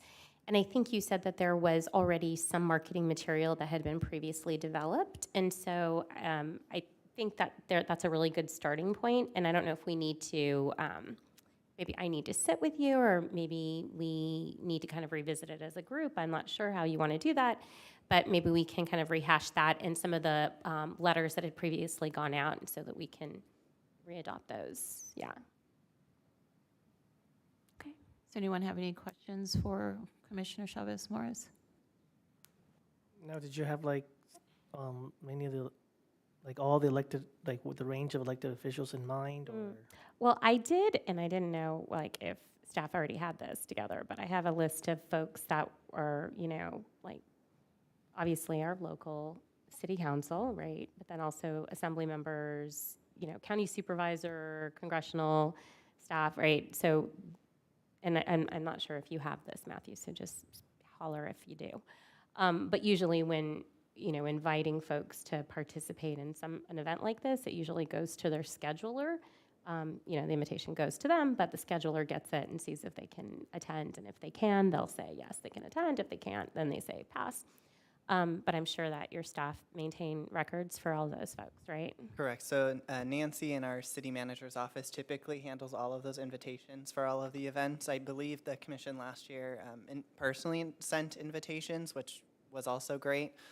If you'd like, we can sit down and just confirm that we're Looking at the same people? correct. I love that then, idea. Nancy can send off that email once all of the marketing materials. Okay. And maybe in the next meeting or two, if you could provide a list of those elected officials that have been identified. That way, if anybody has someone that we want to add to the list, we can add to the list. Can we add Assessor Jeff Prang? He's been very active in the community. Assessor. And I do want to also keep in mind, as we found out last year, that if they attend, they want to speak. And so we need to be cognizant of how long our opening is going to be, because it was way over schedule last time. So maybe we want to prioritize asks. And I think since we have such a good amount of lead time, if people are not available, then we can kind of have a tiered system of who we're going to invite. That would be my recommendation. And I was also wondering if you had thought about like sponsorships or asking for in that marketing vein. I don't recall. Is there a separate person who is designated for sponsorships? I feel like there was. So we don't have a sponsorship lead. We have a raffle, outreach, activity, workshop, exhibitor, and volunteer. Marketing went to you. Yes. So I hadn't necessarily thought about sponsorships, and I do believe last time that we talked about it 2 meetings ago, there was some possible restrictions on what we can request, I think is what you said, Matthew. Feel free to jog our memory. Yes, so I'm not sure, are you referencing sponsorships for the event, like a check sponsorship, or were you looking more towards the raffle prizes, like what happened in previous? I'm not sure. I mean, I know that we're asking for a budget for the city, from the city this year, and then we're hoping to get a grant for the translation services. I'm just saying, like, if we do have a higher budget, we're able to do more, for the event. So I will say that sometimes elected officials do have like discretionary funds where they can sponsor events. So that might also be another reason why we may want to reach out to certain elected officials, because they will then, tag on their logo and then offer a small stipend towards the event. Is that something that we're able to do? Yes, as long as we have ample notice to be able to kind of put all of those things in action, we certainly can. I think what was previously mentioned at a meeting was kind of like if a business wanted to sponsor, that there wouldn't necessarily be anything in exchange for their sponsorship. So if anyone could donate to the city for any reason, so essentially that would just be a donation going specifically to this event. We just wouldn't be able to provide much in way of benefiting their business with regards to marketing materials. Right, so you wouldn't be able to add their logo, but at the event, could they be acknowledged as donating a raffle prize? They could. I would encourage, just if there's someone that, let's say, wants to make a $500 donation, that we just chat about it ahead of time, making sure that everything's clear before the city accepts the donation. Just sure of all expectations before the city receives the money. Yeah, I don't necessarily have any, not that I don't have an interest in it. I have a lot of interest in it, but I don't necessarily have the bandwidth to take that on. However, I will say that we are kind of chock full of local medical facilities in the area, right? And everybody from Huntington Hospital, which was recently acquired by Cedars, to Arcadia Methodist, which I think was just acquired by USC. So I think there's lots of folks who are offering mental health and support to the community around us, and that it would probably be, wise to say, hey, would you be interested in, participating if they wanted to have a booth? But also if they were willing to donate something to, kind of better promote their involvement in the community, that would be super.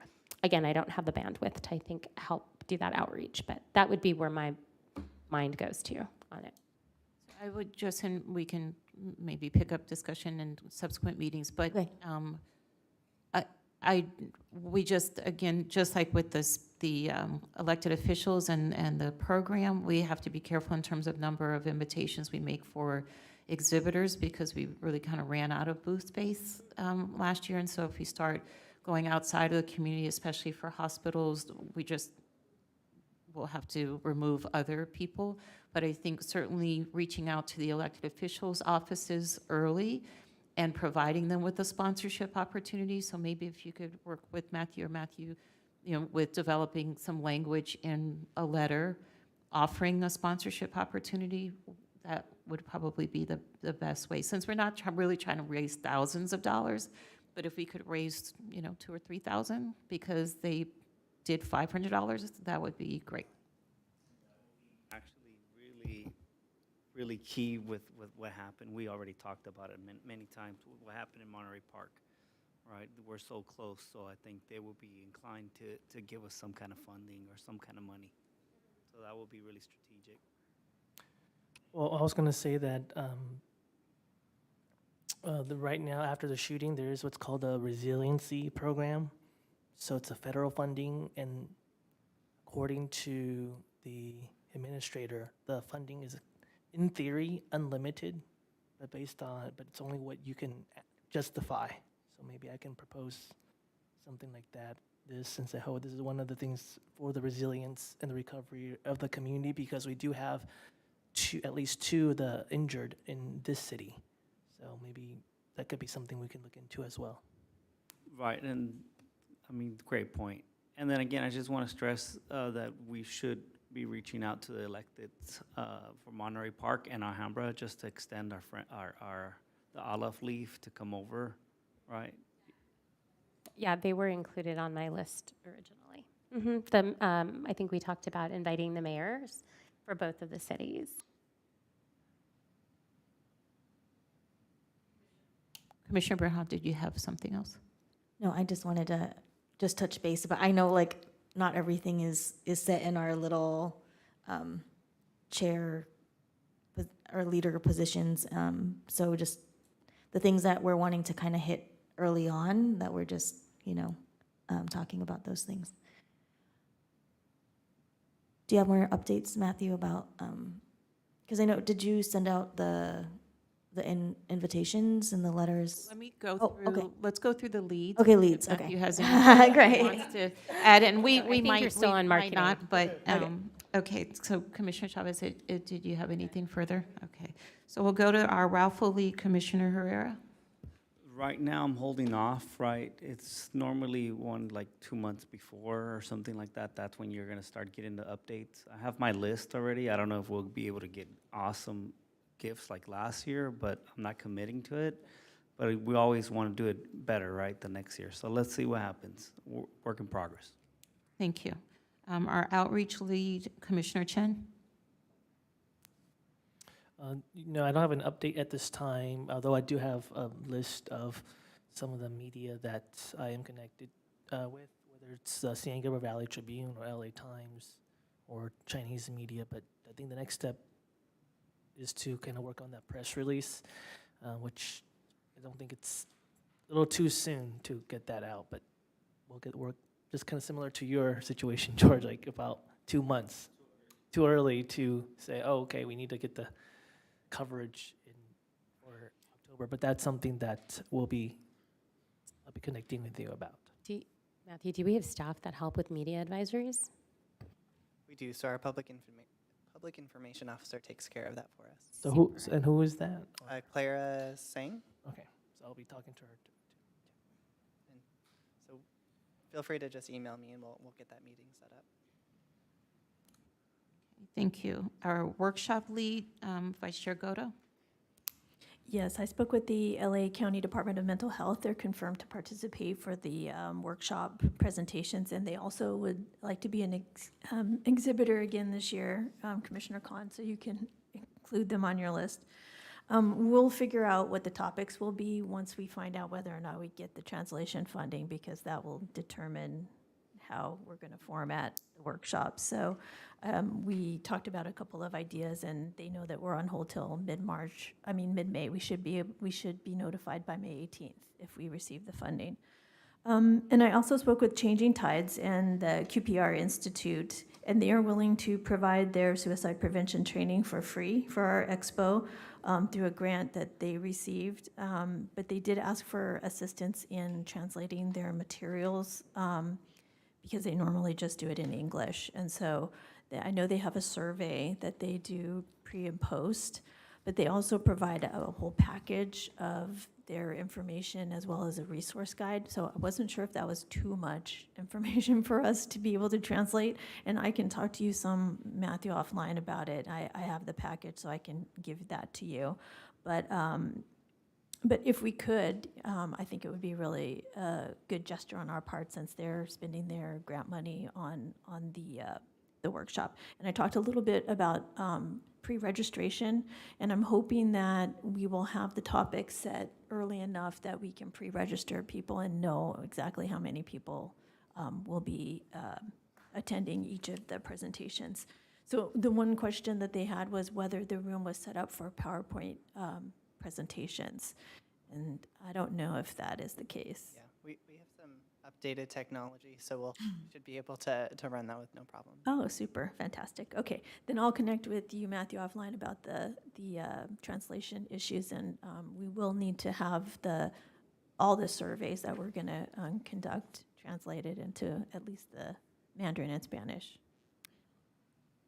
I'll just chime in while you're on that topic. The Community Services Commission is working to put together a translation program with the local youth, where essentially they would come into the office once or twice a week, work on translating materials, either whether it's a flyer or something like Vice Chair Goto was mentioning, and then either the vice chair or a staff member would verify that everything looks good, but all of the hard work is done, right, the actual translation. And then, so something like that could work well with what's being put forward, whereas prior to this program being what will be implemented, we wouldn't have the time or money to put the effort into something like that. So just a note of what's upcoming. I think that would be especially useful for signage. If we could get that, and even maybe the young people would like to help us make the signs, that would be super. That's it for me. Okay. Our exhibitor lead, Commissioner Khan. I have all the information from Matthew. I'm waiting for a couple of things. One, to see how all of the speakers and the rest of the folks sort of determine on the direction this year that we want to take. But also, since we have youth ambassadors with us, and I have noticed that they have a lot of input on mental illness, I would like to get some input and maybe change direction in terms of a little bit from the booths that we have last year, just to accommodate. But that's what I'm waiting for. Other than that, I think I have all the information. I think we're going to work on that.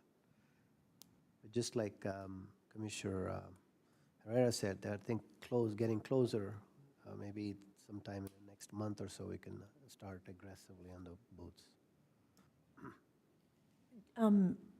If we could get a list of who you're considering, it would be really helpful, because I think the other thing that I'd like to do that we weren't able to do last time is to include the exhibitors in our marketing materials. We kind of had some of them confirmed and others not, and so they kind of never really all together were presented. So if you're able to maybe next month provide us with the list that you have, and then I think it's a great idea to open it up to our youth ambassadors to see if they have other ideas. So far, what I have is what we had last year. Minus the So- one that Commissioner Herrera had Well, kibosh on. minus one or two. However, if we want to take any sort of different direction, I would just wait for another month until the youth comes in, and then I've also seen ton of material for what the students have put together here.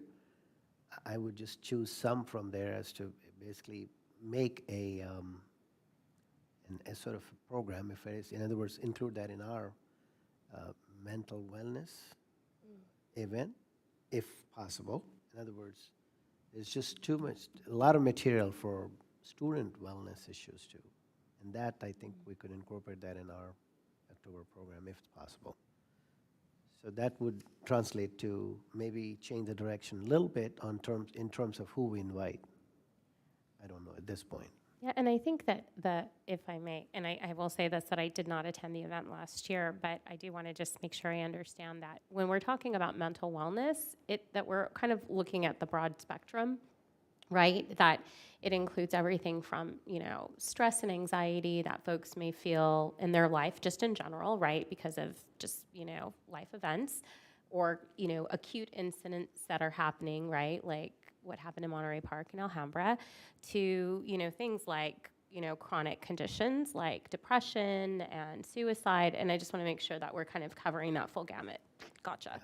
That's exactly what we did, and I think we even changed the program's name instead of mental sickness, or we changed it to mental wellness. Yeah, words matter. I love it. That's it. I think it was consensus here, so. Thank you. And then Commissioner Khan, if you could just work with Matthew also to update the exhibitor letter. So we did have our form letter, so whatever updates or additions, and if you could bring that to the next meeting. We'll just put everything up next meeting on PowerPoint so that all the commissioners can see where things are. And then volunteer lead is myself. So I think I mentioned at the last meeting, I already connected with Jackie Borja, who will be our connection at GHS. And then I am also a member of Kiwanis, and so that's Key Club. Those are two big volunteer groups at GHS. So I don't think we'll have any problems, and that will be closer to the event as well when you'll get more updates. Now, Matthew, do you have any? Oh, I can just, real quick, just as the activities. The only update that it's okay, don't worry about it. The only update that I have is that I was seeing that Active SGV has been doing these events with the LA Department of Public Health around nutrition, and they have yoga incorporated. I saw one that had Tai Chi, so I just reached out to somebody over there.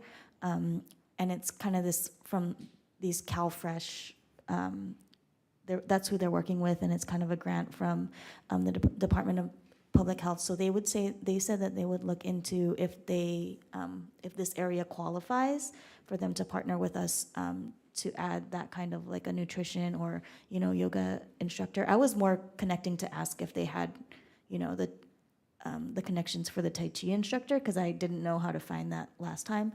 But if that pans out, that would be kind of great to add to the event. That's super. We should be part of SPA 3 for the Public Health Department, so hopefully that's great. It would be wonderful.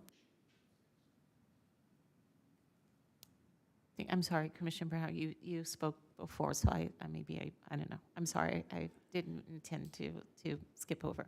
Matthew, do you have any other updates that you want to provide with us, for us? No major updates. I will just ask that the commission, that we set up a meeting to knock everything out by hopefully the next meeting, to get anything that you need from me to present to the commission. So we'll just set up a meeting. It'll likely again be with Adrian and myself to knock everything out for you.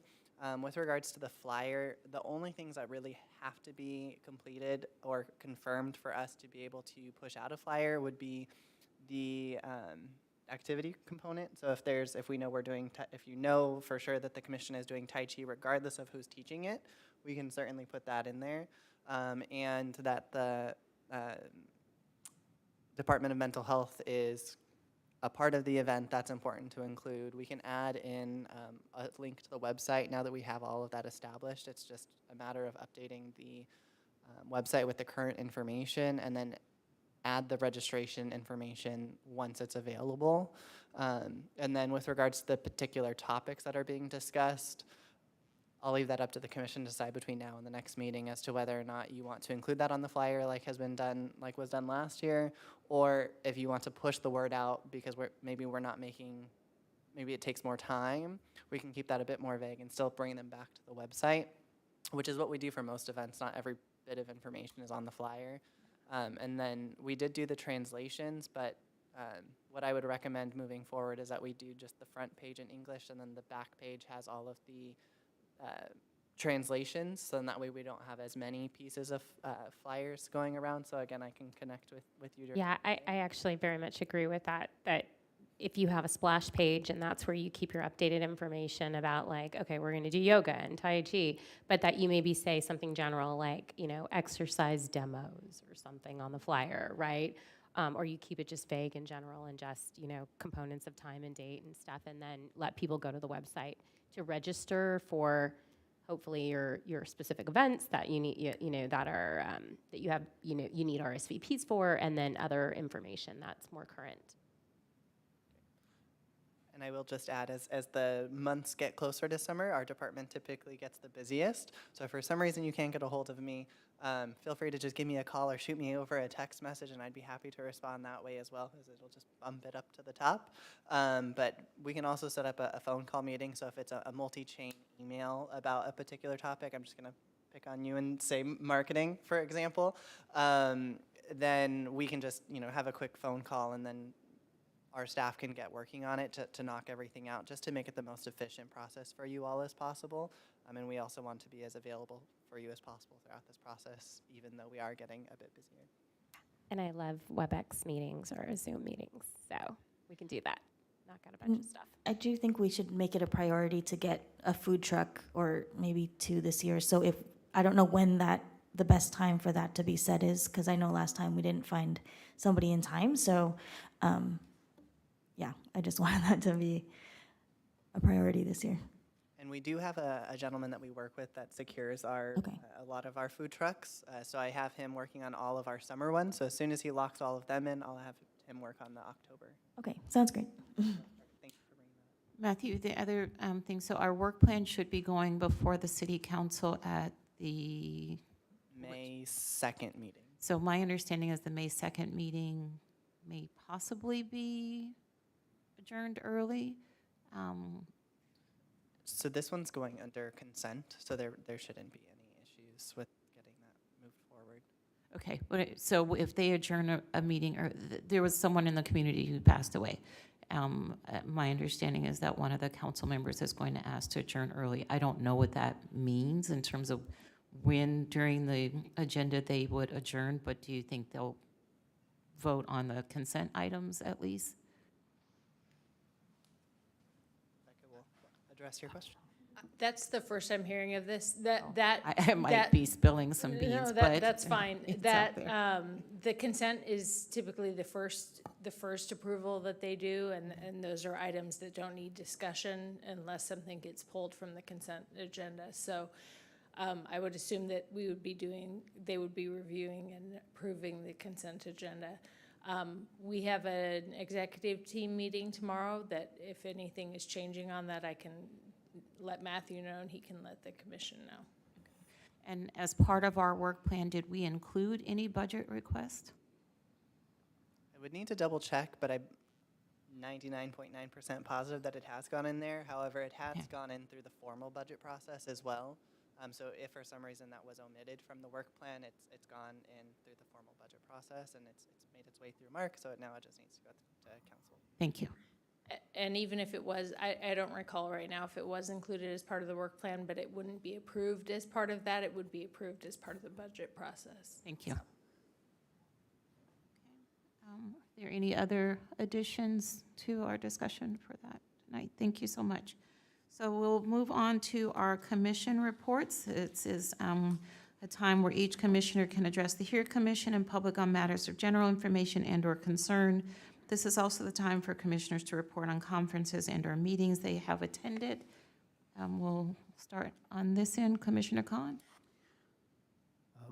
I was part of the April 20th mayor and the rest of the commission's meeting, or in the dinner, actually. Felt like a home, getting together with the folks that we have sort of not got together for long. So that was a good experience, and I felt appreciated for being part of the larger group. Thank you. So I also participated in that commissioner meeting or dinner, actually. It was a great experience. Shared a table with most of our commission. We're pretty mighty. We're kind of like the new kids on the block, you know? But it was a great experience. Other than that, I participated in a couple other events. I'll run through this quick. Red Cross partnered up with SoCal Gas to install smoke alarms in East LA. I participated in that, installed a good handful of smoke alarms in some of these homes that don't even have smoke alarms. And it's very crucial to promote this kind of awareness that a simple smoke alarm or updating your smoke alarm, depending on what you have, being that you need to replace a battery every 10 years, or depending on what you have, is crucial to save lives. And having an exit plan and getting together with your family and having an exit plan is very important. Making sure you have that exit route. If the doors are not accessible, making sure that at least if you're on a first single story, right, that you have windows accessible in case you have to exit through the windows. So that's really crucial. Other than that, I also participated with a few commissioners, one in particular, our chair, Jennings Nunez, with the Kiwanis Pancake Drive at Smith Park, and she was actually my partner, and we were people were coming back just to our line. I don't know. I don't know if I'm making that up, but I think it was kind of a thing. We were very effective. We weren't competing though. We were effective. We were an effective team. It was pretty fun. The second to the last thing that I participated was a screening of La Frontera, brought to us by KCT PBS SoCal, which highlights Patty Jennings. I believe she's a chef, right? Hopefully I'm not butchering that, but she travels in this particular episodes or series, she travels through the borderlands, and then she goes from one side to another and highlights the importance of that how we're the same, even though the border has basically a profound separation. There's a lot of similarities that still, unites us together, right? And it's not a border that will define us here and there. And then she dives deep and she looks into the food that people eat, and she really gets deep into the culture. And if you haven't checked it out, give it a try. Check it out. It's pretty heartwarming. We were looking at the screening and it was very touching and moving. So I invite you guys to check that out. And the last thing is a public service announcement. I'm working with Commissioner Chang on an event, which is Gabrielino Alumni Gathering, right? We're gonna have our annual alumni gathering. I believe it's gonna be on October 7th or 9th, right? We'll have more to follow on that, but the flyers has officially gone out. It's a reunion for alumni and celebrating, I believe, 25 years of alumni. So just want to throw that out there for the community to know about this event. And it's open to everybody and anyone and everyone. So I would like to invite, if you guys have the time, invite you to at least consider it. Thank you. October 7th is 6 p.m. at the Hilton. Thank you. Hi. I attended Monterey Park's Cherry Blossom Festival to check out AYC's Stop Hate Multicultural pop-up, which included a number of organizations that had arts and crafts activities, games, educational information about different cultures.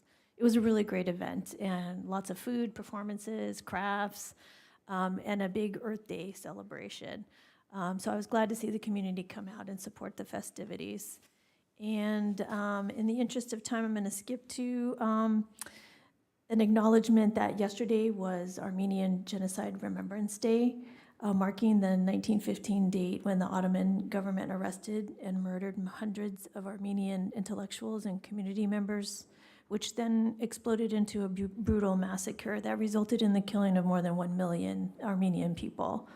And the Armenian community continues to call for this tragedy to be officially recognized as genocide by the US and the international community. And there were a number of marches and educational activities that took place across Southern California yesterday. So that's it for me. Thank you, Commissioner Go and everyone else. As George mentioned, Pancake Breakfast was early this month, and thank you to the city for partnering with Kiwanis. We had an incredible event. It was really great to see so many people out. The other thing, nice part about this group is I get to hang out with people at least one at a time sometimes. So Vice Chair Goto and I went to a play in Pasadena, Pasadena Theater, a play called Unrivaled, which was kind of the imagined story of two 11th century female poets and what their relationship would have been like. And that sounds a little highbrow, but it was actually kind of funny. And my daughter came with us and described it as kind of Mean Girls meets some Japanese history. So it was good. It is no longer running, but it was developed by a local playwright. And I wrote all these names down, but I left my notes at home, so bear with me. The other thing was, as Vice Chair Goto mentioned, there were many commemorations. I work at Glendale Adventist, which has a large Armenian community, so last week we did our own acknowledgement of the Armenian genocide, which was very moving. And then this month is National Minority Health Month, and within it contained Black Maternal Mortality Week. And so as part of that, Huntington Hospital had the showing of a movie called Toxic, which was a really good showing and discussion. And if you haven't, or you're interested in kind of a quick little lesson in Black maternal mortality, or kind of just to get an idea about what the concern is, there is a YouTube video called Kira Johnson's story, K-I-R-A Johnson story, which is an easy kind of 10-minute story of a Black woman and her story and death during pregnancy. So that is important to know. Two other, a couple other things. One is, please stay on the lookout. June 3rd is going to be the community budget meeting at the San Gabriel Library. So our city council members will be there. If you want input into the community's budget for this coming year, please make sure that you attend or send in public comments. June 7th is going to be the public hearing on our budget for next year. It's a June to June kind of calendar, so make sure you provide your input. And then lastly, something for hopefully our next meeting if we don't have a presenter yet. At the last city council meeting, there was a man named Jorge Rivera, who is the founder of the Health and Justice Center. And they are one of the organizations, there are more than 50 organizations that are part of a coalition that is funded by the California Community Foundation looking at digital equity. So it's Digital Equity LA. And I would love for him to come and speak to us about digital equity, because I was telling him we have looked at so many kinds of other equity, but that wasn't on our radar. But as he explained, the digital world is now going to really be relied on to, as we've seen, provide education, healthcare, business opportunities, job opportunities. And so for those communities where digital, broadband isn't available, he mentioned that charter controls about 85% of the internet service. And so where they decide to lay down lines or provide broadband really makes a difference in terms of people having equitable access to that really utility at this point, as opposed to just a luxury. So if we don't have anyone from May, I've already spoken to him and he would be happy to come and provide a presentation. Thank you.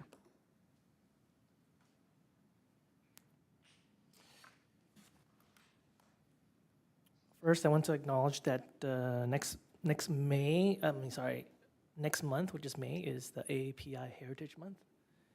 And then on that note, I did attend a few meetings. One was with the Assistant Secretary of Homeland Security, which was hosted by FACE, Faith and Community Empowerment, and along with Counterterrorism Coordinator and some representative from the White House to discuss how domestic terrorism and hateful tactics against Asian Americans, both East Asian, South. We also had South Asian representation to talk about, what are the needs and the experiences. So some of the things we talked about were, again, one of the issues of language access, and also how many of these hate crimes often go unreported for a wide variety of reasons: cultural, language, access, and all that. So, and yeah, we had about 20 community leaders, nonprofits, government agencies, and faith communities. Both, even someone who represented a mosque as well. I forgot.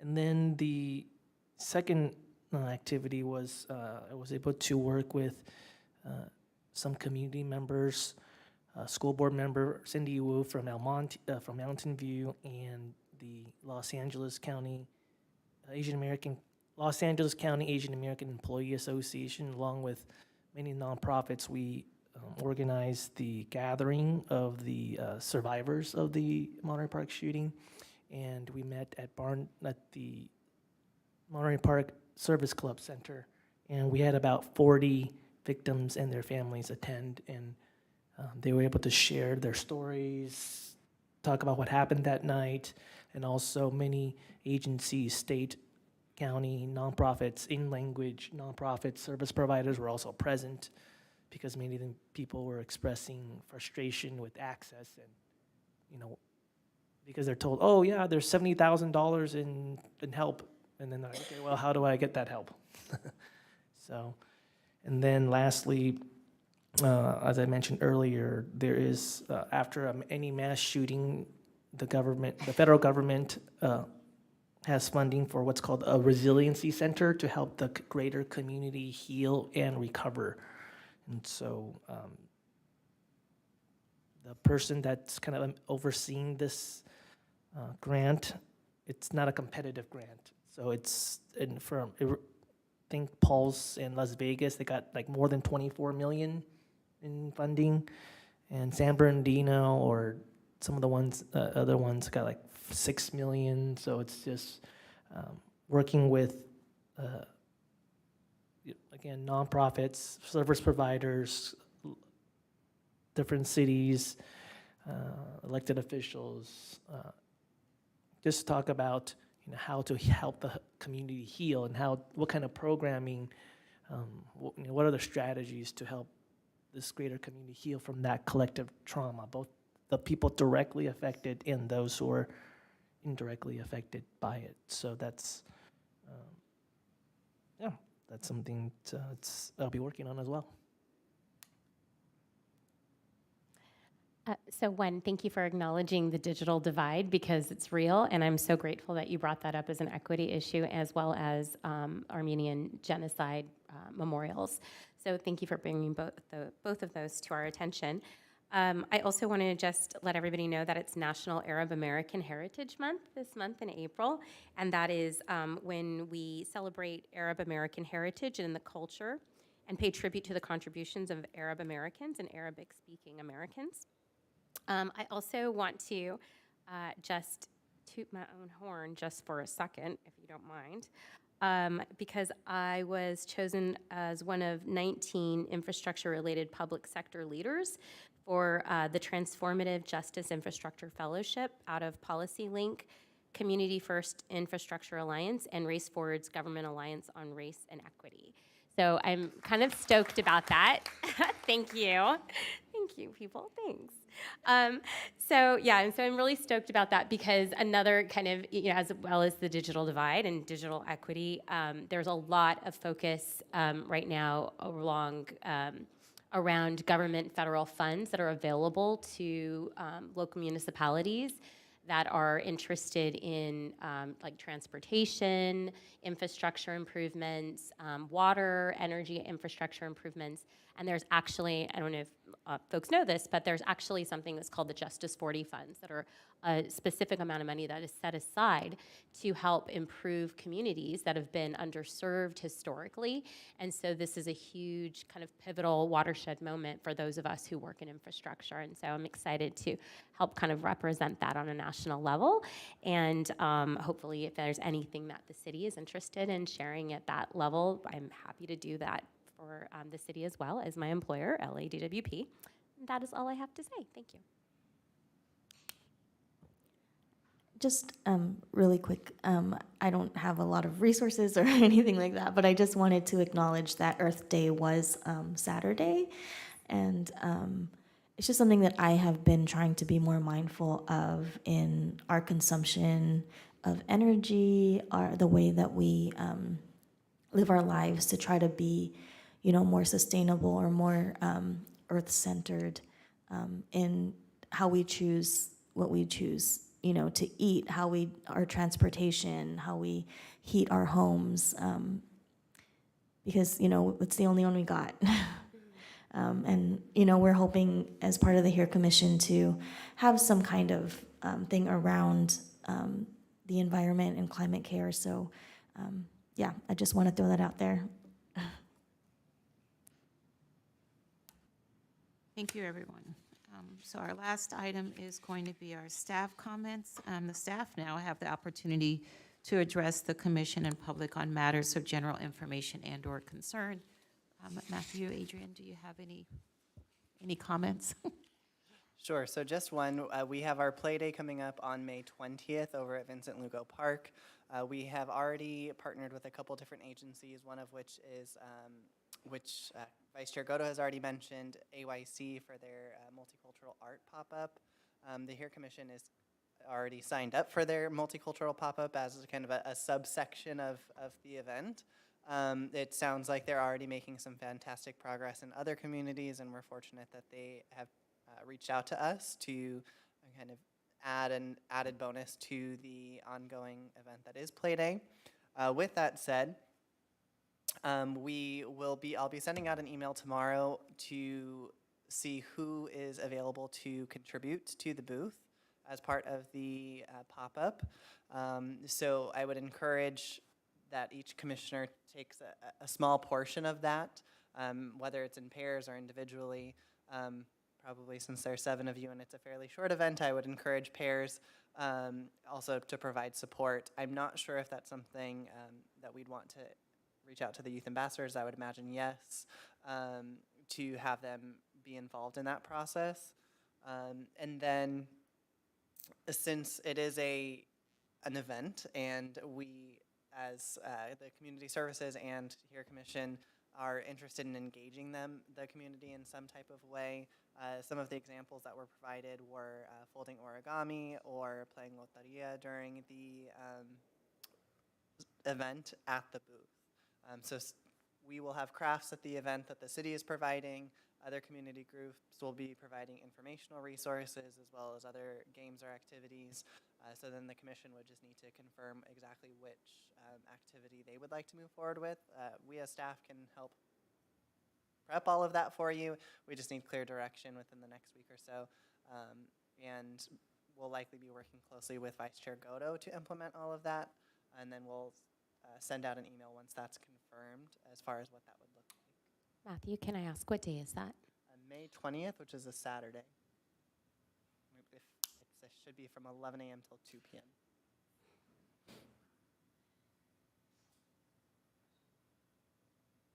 So it'll run similar to the last booth that we manned. I can't remember what event that was. It was National Night Out. National Night Out, right. Okay. Thank you. Any other updates? So if not, thank you, everyone. This was a really full but very good meeting. So the next regular HERE Commission meeting will be held on Tuesday, May 23rd at 6:30 p.m. Information regarding matters to be considered at each meeting will be available on the Friday before the HERE Commission meeting on the city's website at www.sangabrielcity.com. This regular meeting is now adjourned at 9:12 p.m.